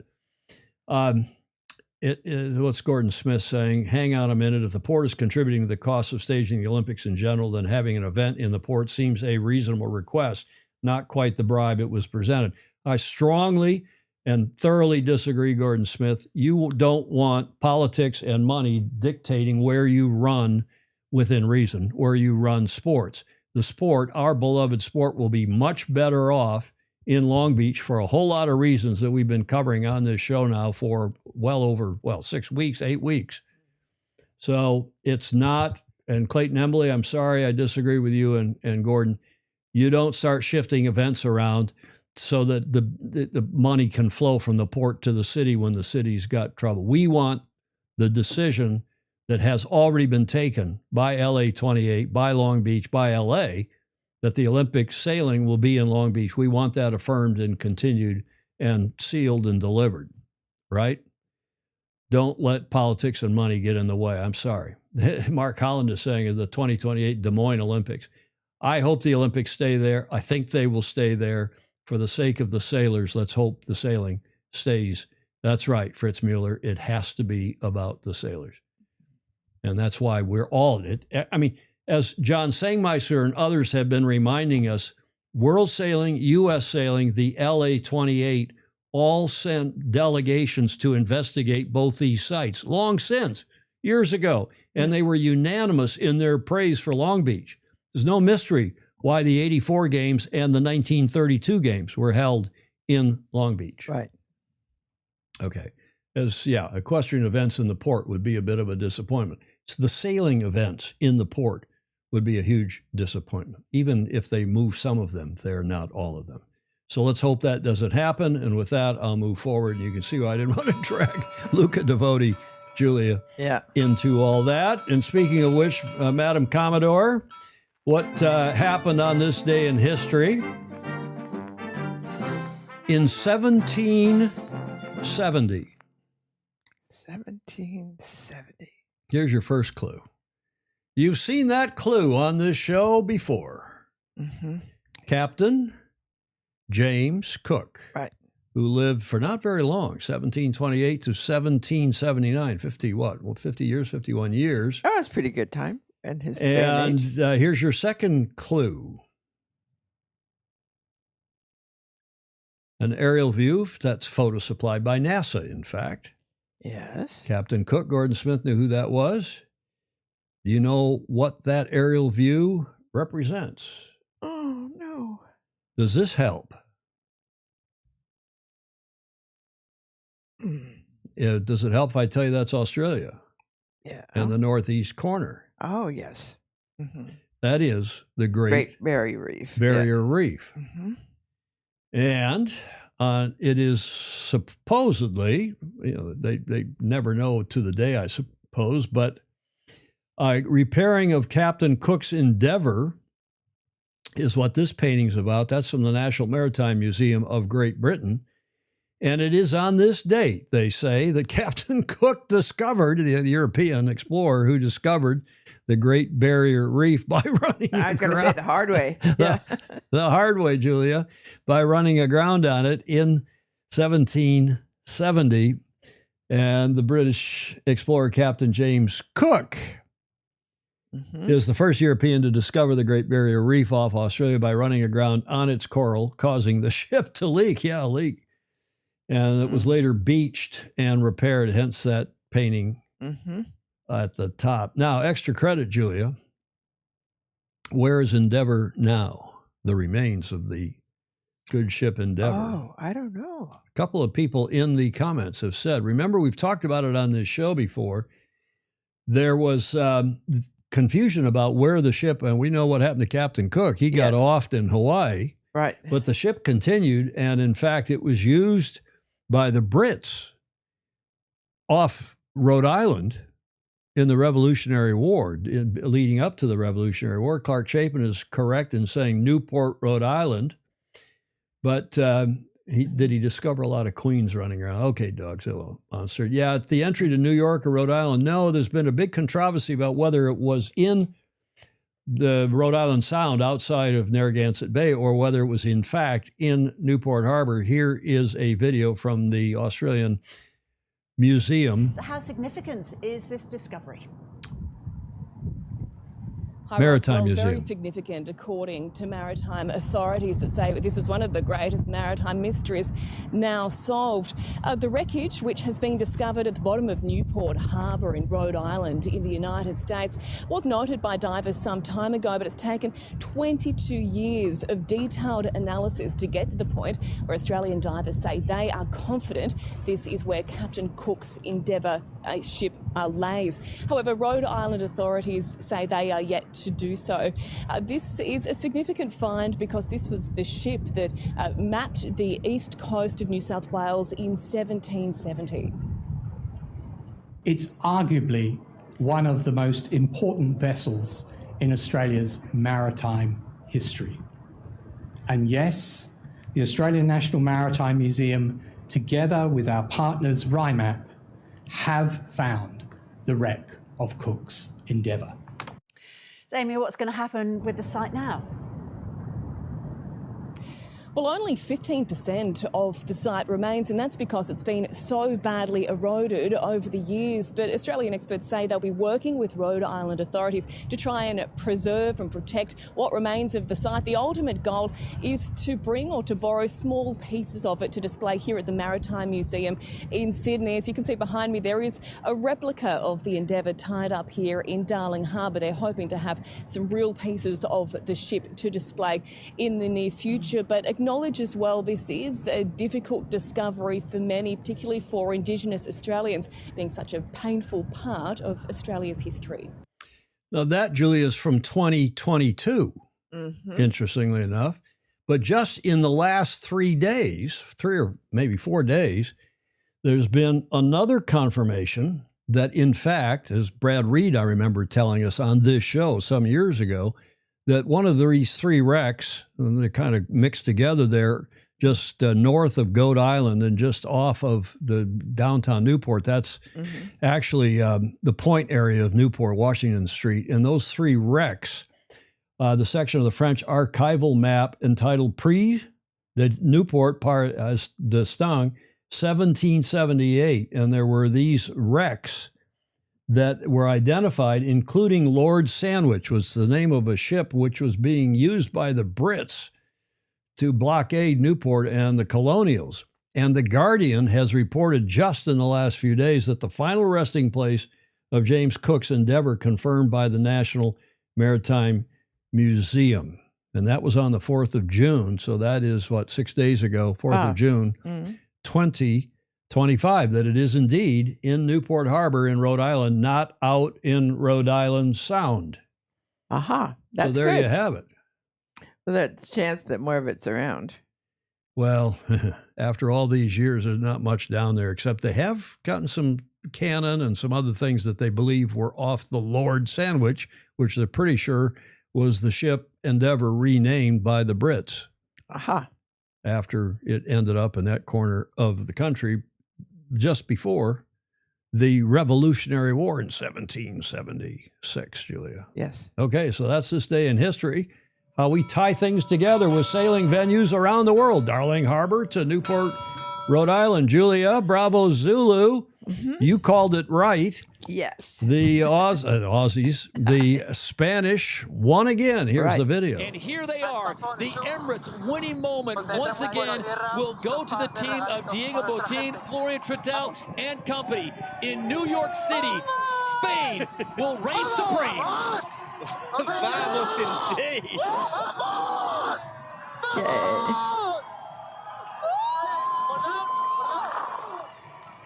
Coast to coast, the Spanish are winners in San Francisco 77 days ago and now in New York City.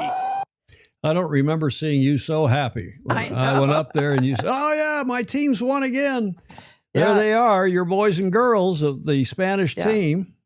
Yeah. What do you think? I think it's wonderful. And I think part of what, when I first saw them, I thought, how lovely, because they were young and they sailed together lots of times in different situations. They've won 2 in a row now. Yeah, but even before this, they're used to sailing with each other, and they have each other's confidence. Julia, admit it. You think Diego Botín is handsome. Of course he is. Guapito. Of course he is. Now, I have a video from Matthew Sheehan. I've been looking around for wrap-up videos, and there's a handful that came out of Sail GP. But frankly, the best one is by Matthew Sheehan on his Planet Sail YouTube channel. I'm not going to run the whole thing because it's 9.5 minutes long, but I'm going to run the first minute or so, a couple minutes of it. Matthew Sheehan, Planet Sail, his recap of Sail GP in New York this weekend. Challenging, light, shifty, and very, very wet. Oh, and a bit of thunder too. The Mubadala New York Sail Grand Prix was not straightforward. and the overall leaderboard has been shuffled once again.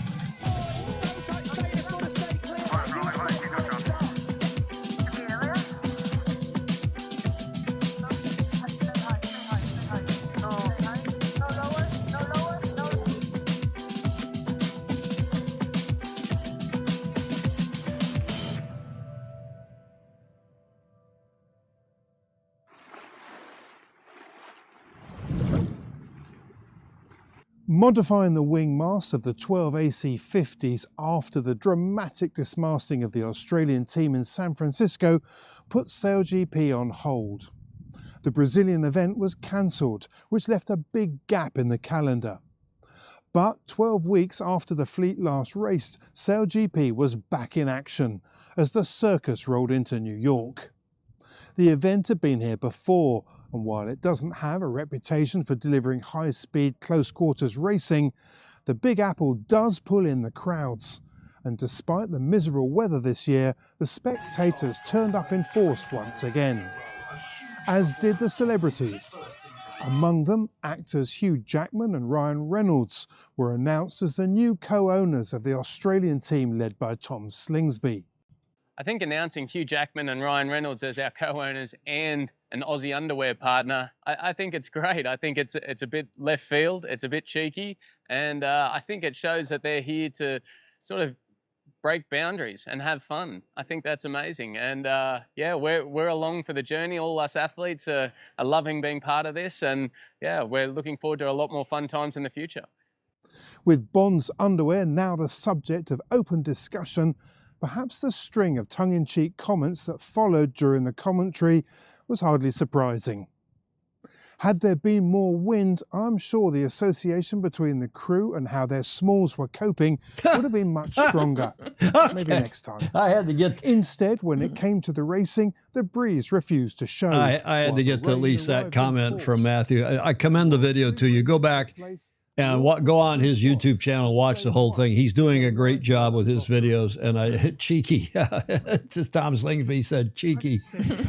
Yeah, good stuff. And the Kiwis ended up second, and they got some ink. But at the end of the day, it was about two other really, well, three, counting the bloody Americans who didn't do very well at all. But it was really about the Spanish and Julia, your favorite team, and Diego Botín, who finished at the top of the leaderboard. Pete Burling and the Kiwis were second, and Quentin Delapierre was third for France. But look at who was fourth. One position off the podium, one position out of that final three. Yeah. Martini. They kept calling her Martini on the bloody commentary, and I was, I'm going to reach out. If I ever see that guy, Stevie Morrison, I'm going to strangle the guy. I think they say, family says Martina. It is, they do say Martina. That's how you would say it in Portuguese or French, know, Martina, or Italian even. But you wouldn't say Martini. No. Bloody hell, Julia. Not you, I mean, but that's the Croutonicism. So, bravo Zulu to her. She's not only Martini, we're going to start calling her Martini. She probably likes that. Her team's first win. They've only been at this now for, what, 6 or 7 events this year. And her team has now won, and it's the first time that a female, I hate to use the word driver, Julia. Yes. But a female skipper or helms person, skipper, has won. And here were her comments afterwards. For the first time in SailGP history, and we say congratulations to Martini Grail and her team. Martini, congratulations on this great event for you and the entire squad. What does this moment mean to you and the team to win here in New York City? Just ticking boxes. We've been, doing our goals now for each event, and really happy we managed with this cancellation of the Rio event to work on our, all our stuff and be able to put that in practice now. And Martini, it looks like a pretty crazy day out on the water there. What do you think are the main features for winning the race? Keep it simple. Well, you keep it simple. First, keep ahead of the other, competitors and finish first. And you've got Paul Goodison sat next to you. He's used to sailing simple boats like lasers, but going a bit faster out here. Goody, what was your key tactical decision for getting the overtaking on the Spanish? We had a good plan pre-start about how quickly the ley line was going to come up on the round mark one. Did a really good job of executing the jibe, and then it was a really tough call because we marginally to lay in whether we jibe or go left turn. We wanted the left turn, so the guys did a great job of soaking in, and from there we just sailed a really nice, clean race. All right, Martini, you've checked the box of getting a race win. Now, how do you feel about how you're going to get your team into the event final? I still just racing race by race, moment by moment. All right, thank you very much for your time. Congratulations to you and your team. Mubadala Brazil come out and they win race number 4, the first race of Super Sunday. And, of course, you all know they did not get into the finals, into that final winner-take-all-3 race. But between the ink for the Spanish, the Bonds underwear, the Smalls, as Matthew Sheehan called them. I thought Smalls were only women's underwear. I never heard men's underwear called Smalls, Julia. Have you ever called men's underwear Smalls? The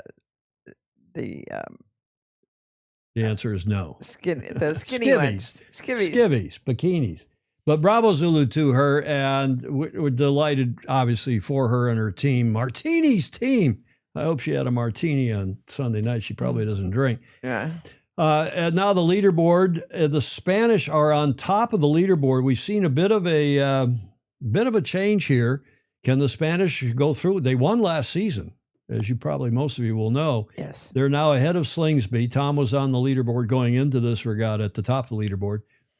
Tom and his Bonds Flying Ruse. Now the question is, will these 3 teams that we're halfway through the season, who's going to be on the top at the bitter end? And I have a feeling that Tommy will reassert, but that's just my view. Julia, are you still cheering for your Spanish team? You bet. A lot of people will be cheering for the Kiwis, and no doubt they'll have a good shot as well. Now, down at the bottom of that list, yes, the Americans, who had another dreadful event. They had a 7th and an 8th, maybe, in 2 of the races, and they tried to put a lipstick on that pig because they had a couple of 10ths the first day. And here is their skipper after the finals races on Sunday. Can you talk about what the conditions were like out there today and how they compared to yesterday? Yeah, well, what a change. Yeah, you know, I think over the breeze was over forecasted, so yeah, really sporty for the equipment that we had on the boat today. 24-meter wings and light airfoils, and yeah, they were definitely uprange, and yeah, you know, right on the edge of ventilation all the time, so it made the boats really challenging. What was it like with the grandstands full sold out today with a U.S. crowd? Yeah, you know, I try not to focus too much on it, but you know, coming by that first flyby we did was, you know, we could hear the fans cheering, and yeah, despite, you know, not having a great event, it means a lot. It's you know, like unbelievable feeling representing your country, and that national pride that, you know, everyone has that came out to watch us is so cool. So we're pumped for it.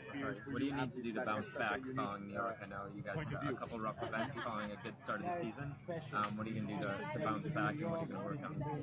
Yeah, you know, we're not really focused on results right now. It's I think we just have to keep growing and focus on our progress. Like, where can we make the next big gain?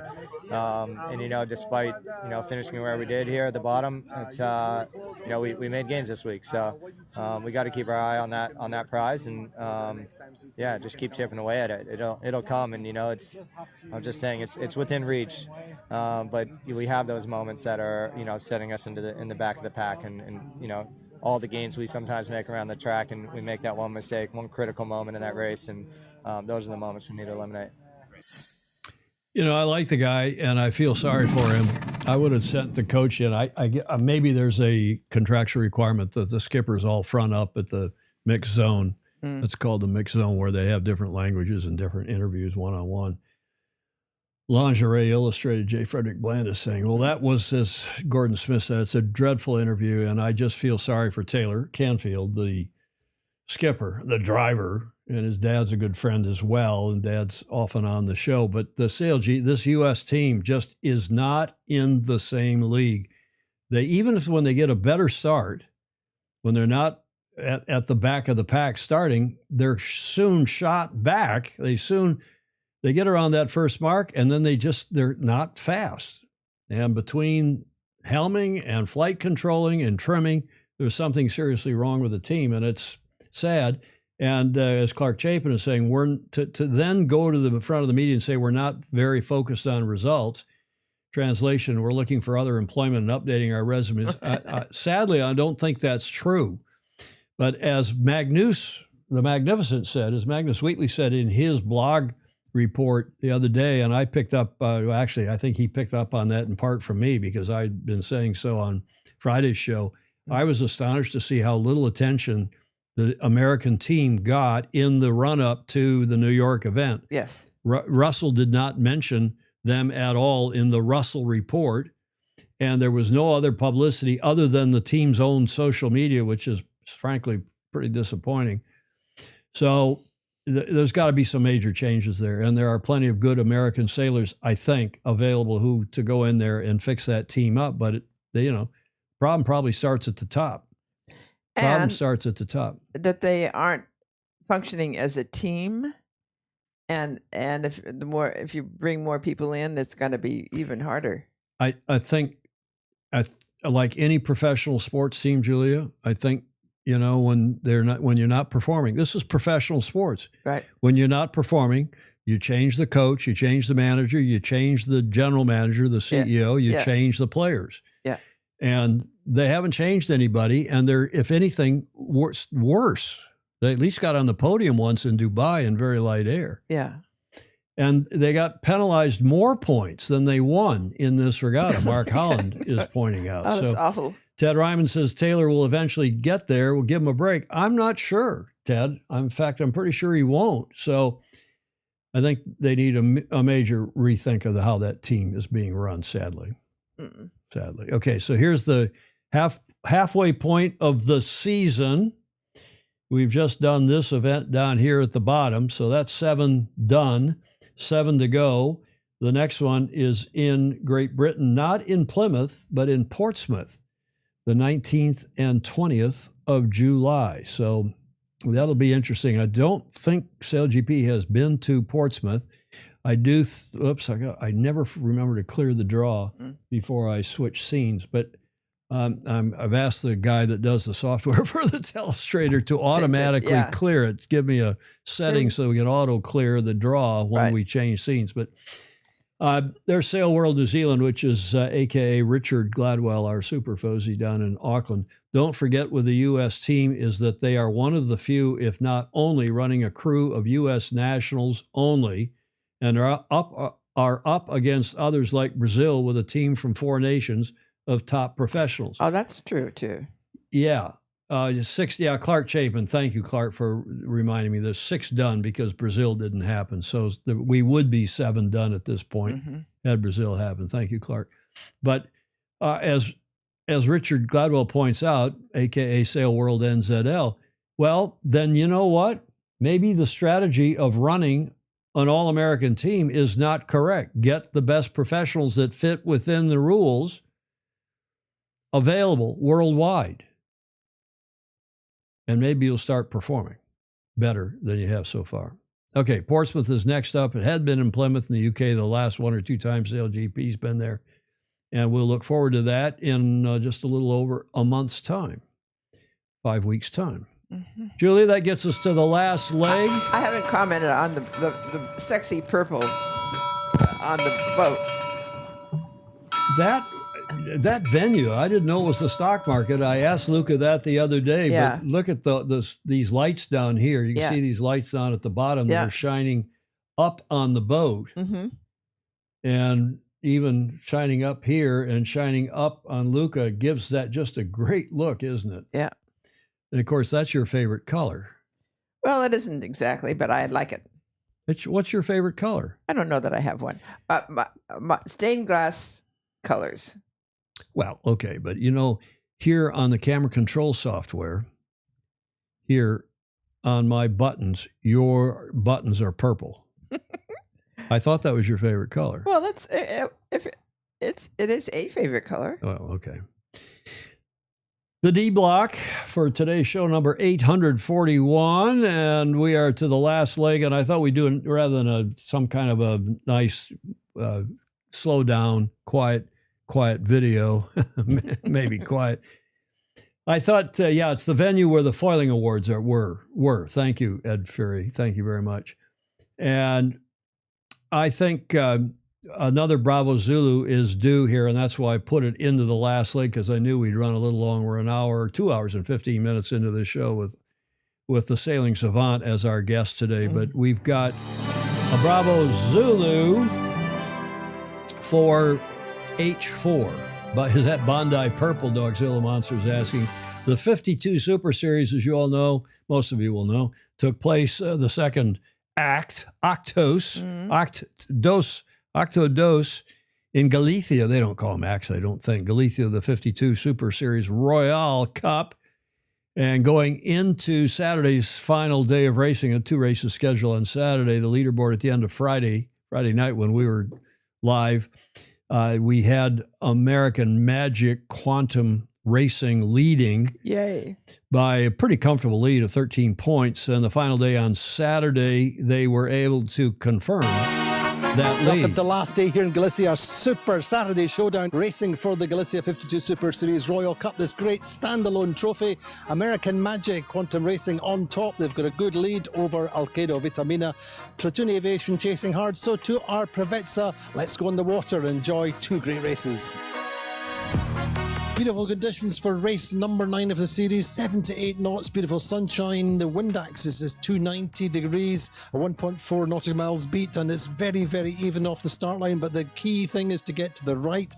Platoon Aviation are one of the first to tack out to the right, along with Value and Alpha Plus into the top mark. Platoon Aviation round in first, Value second, and Alpha Plus round in third. Down the first run, well, it's a rich get richer scenario for Platoon Aviation, who extend, and through the finish line, it's a win for Platoon Aviation. Value gets second, Alpha Plus get third, but in fourth place, American Magic Quantum Racing win the regatta overall with a race to spare. Last race of the Royal Cup, the breeze is very much the same in terms of direction, slightly lighter than the previous race, but on the start line there's a big left shift, and Teasing Machine come in from the left of the group and manage to cross pretty much all of the fleet on port. Platoon Aviation get out to the right, and as soon as they get into the breeze, they accelerate away and lead the race all the way around the course.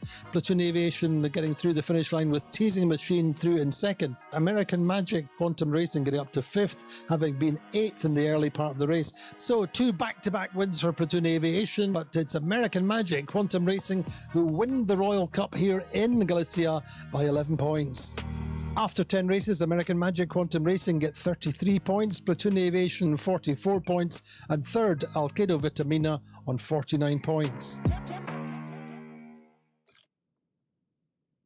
Nice video by Andy Robertson, and he does the PR, does the promo comms for the 52 Super Series. Bravo Zulu, Andy, and to everybody involved, and to H4, who was steering his first race, Super Series. I'm sure he's done some helming before, kind of been the backup helm for American Magic Quantum Racing. Doug DeVos helms the owner. Sometimes the principal he helms, and Terry Hutchinson calls tactics, and T. Hutch was there.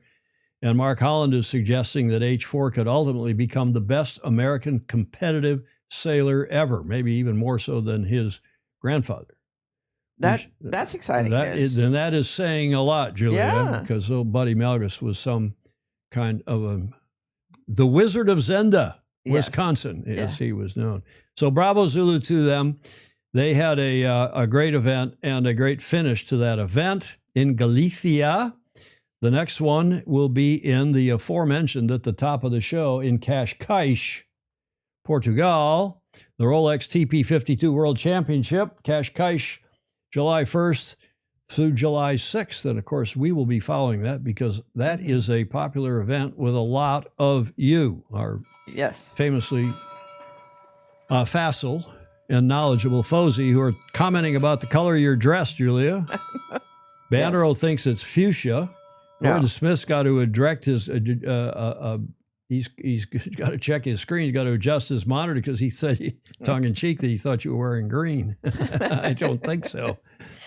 And H4, Harry Melgus IV, Bravo Zulu. Andy Rice. Andy Robertson, Jody Shields. That's Andy Robertson, not Andy Rice. I'm pretty sure. Andy Robertson, who is the comms director for the 52 Super Series. Tell me if I'm wrong in the comments, please, everybody. Which gets us to your favorite. It's a little bit different one than in the past, Julia. Okay. Whiskey Tango Foxtrot. Luca's new dinghy is very sexy in that light. He likes your purple light as well. Yeah, I thought so. Julia, did you see this guy at all at the event? Not Russell. The chief hype officer, DJ Khaled. Oh, yeah. He was there. He was shouting in the mic in front of the stand. Big crowd in the stands there on Governor's Island. He was there, and he got together with the sailors. This is some Facebook action that we saw on of him out driving the boat. And one of the I didn't put it in here, but one of the pictures of him actually driving the boat, holding a phone up and doing a selfie. And of course, somebody was driving the boat from the windward side, steering the boat, and he was just had his hand on top of the wheel and his selfie camera up. How do I do this? Yeah. And then Sunday night, after all that, I see that he was at the Stanley Cup. He's also the hype officer for the Stanley Cup Finals, or one of the teams in the Stanley Cup, the hockey championship here. Let go of the wheel, Rick Banner was saying, yeah. So the guy gets around. Well, I'll say no more than that. The guy gets around, DJ Khaled, the chief hype officer. Julia, for the last 15 years, all you've done is correct everything I say. 16 years. That's not true. Julia is very kind. She is kind to a fault. She is so tolerant and so polite. And so not just with me, but with everybody. Your morning lady, your evening lady or gentleman, you are so nice and tolerant.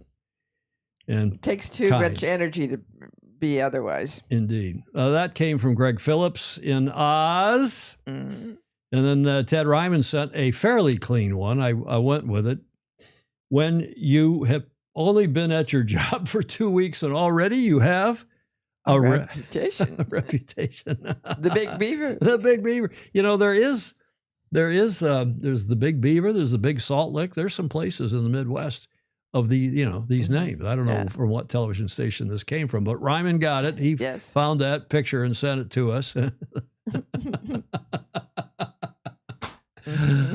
I don't know why. I'm just punchy after 2 hours and 20 minutes. Yes. Now here's one, Julia, for the sailing show, the drinking show with a sailing habit. If alcohol can damage your short-term memory, imagine the damage alcohol can do. Huh? Yeah. You know, that came from. That also came from Ryman. I thought that was good. Also funny. Brilliant, Ted Ryman. Yep, good stuff. Which gets us, Julia, to the finish line. And you like to say... Oh, never forget to like, follow, and share. Read the comments and pass them on. Indeed. And we check the comments. So if you do post in replay, because we leave the comments open. Yes. Even in replay. But if you do post, by all means, check them out. Those of you who are just watching in replay, because and leave a comment. You're welcome to leave a comment in replay. We appreciate it very much. And Clark Chapin is talking about Big Beaver Road in Oakland County, north of Detroit. But we're also celebrating, as always, all of you who support us. Become a patron via patreon.com/join/Sailing Illustrated. We deeply appreciate your support. Keeps our studio, keeps our facilities here, and our streaming fees paid, and our equipment updated. And we sincerely appreciate your support. It is viewer-supported media. Julia, final thoughts? Indeed. I saw a TV short about Patreon and how it started and how it built up, and it's been very successful. And we're also monetized now on Facebook to the tune of, not a princely sum, but we get $125 a month now or something like that, or so I'm told that's going to happen. Yes. I got a notification from Facebook just this morning saying that we're monetized and that's happening. So thank you, everybody, and that's why when Julia says it's important to click, like, share, follow, and the comments too is part of the algorithm, both on YouTube and here on, if you're watching on Facebook. If Emmys were handed out for these shows, SI 841 would win. Thank you. Oh, nice. Gordon Smith wants to know about merch. He really wants one of those Beach Street Yacht Club rugby shirts, Julia. Oh, we better do something about that. Okay, well, we promised coffee mugs and a few other things.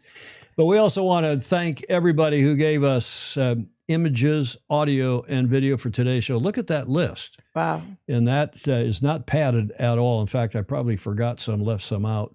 Thanks again to you, Alan Long, and everybody else who's leaving nice comments. And thanks again to these folks who do help us get this show on the air and completed with media. Yes. In a word, media. Media. Media.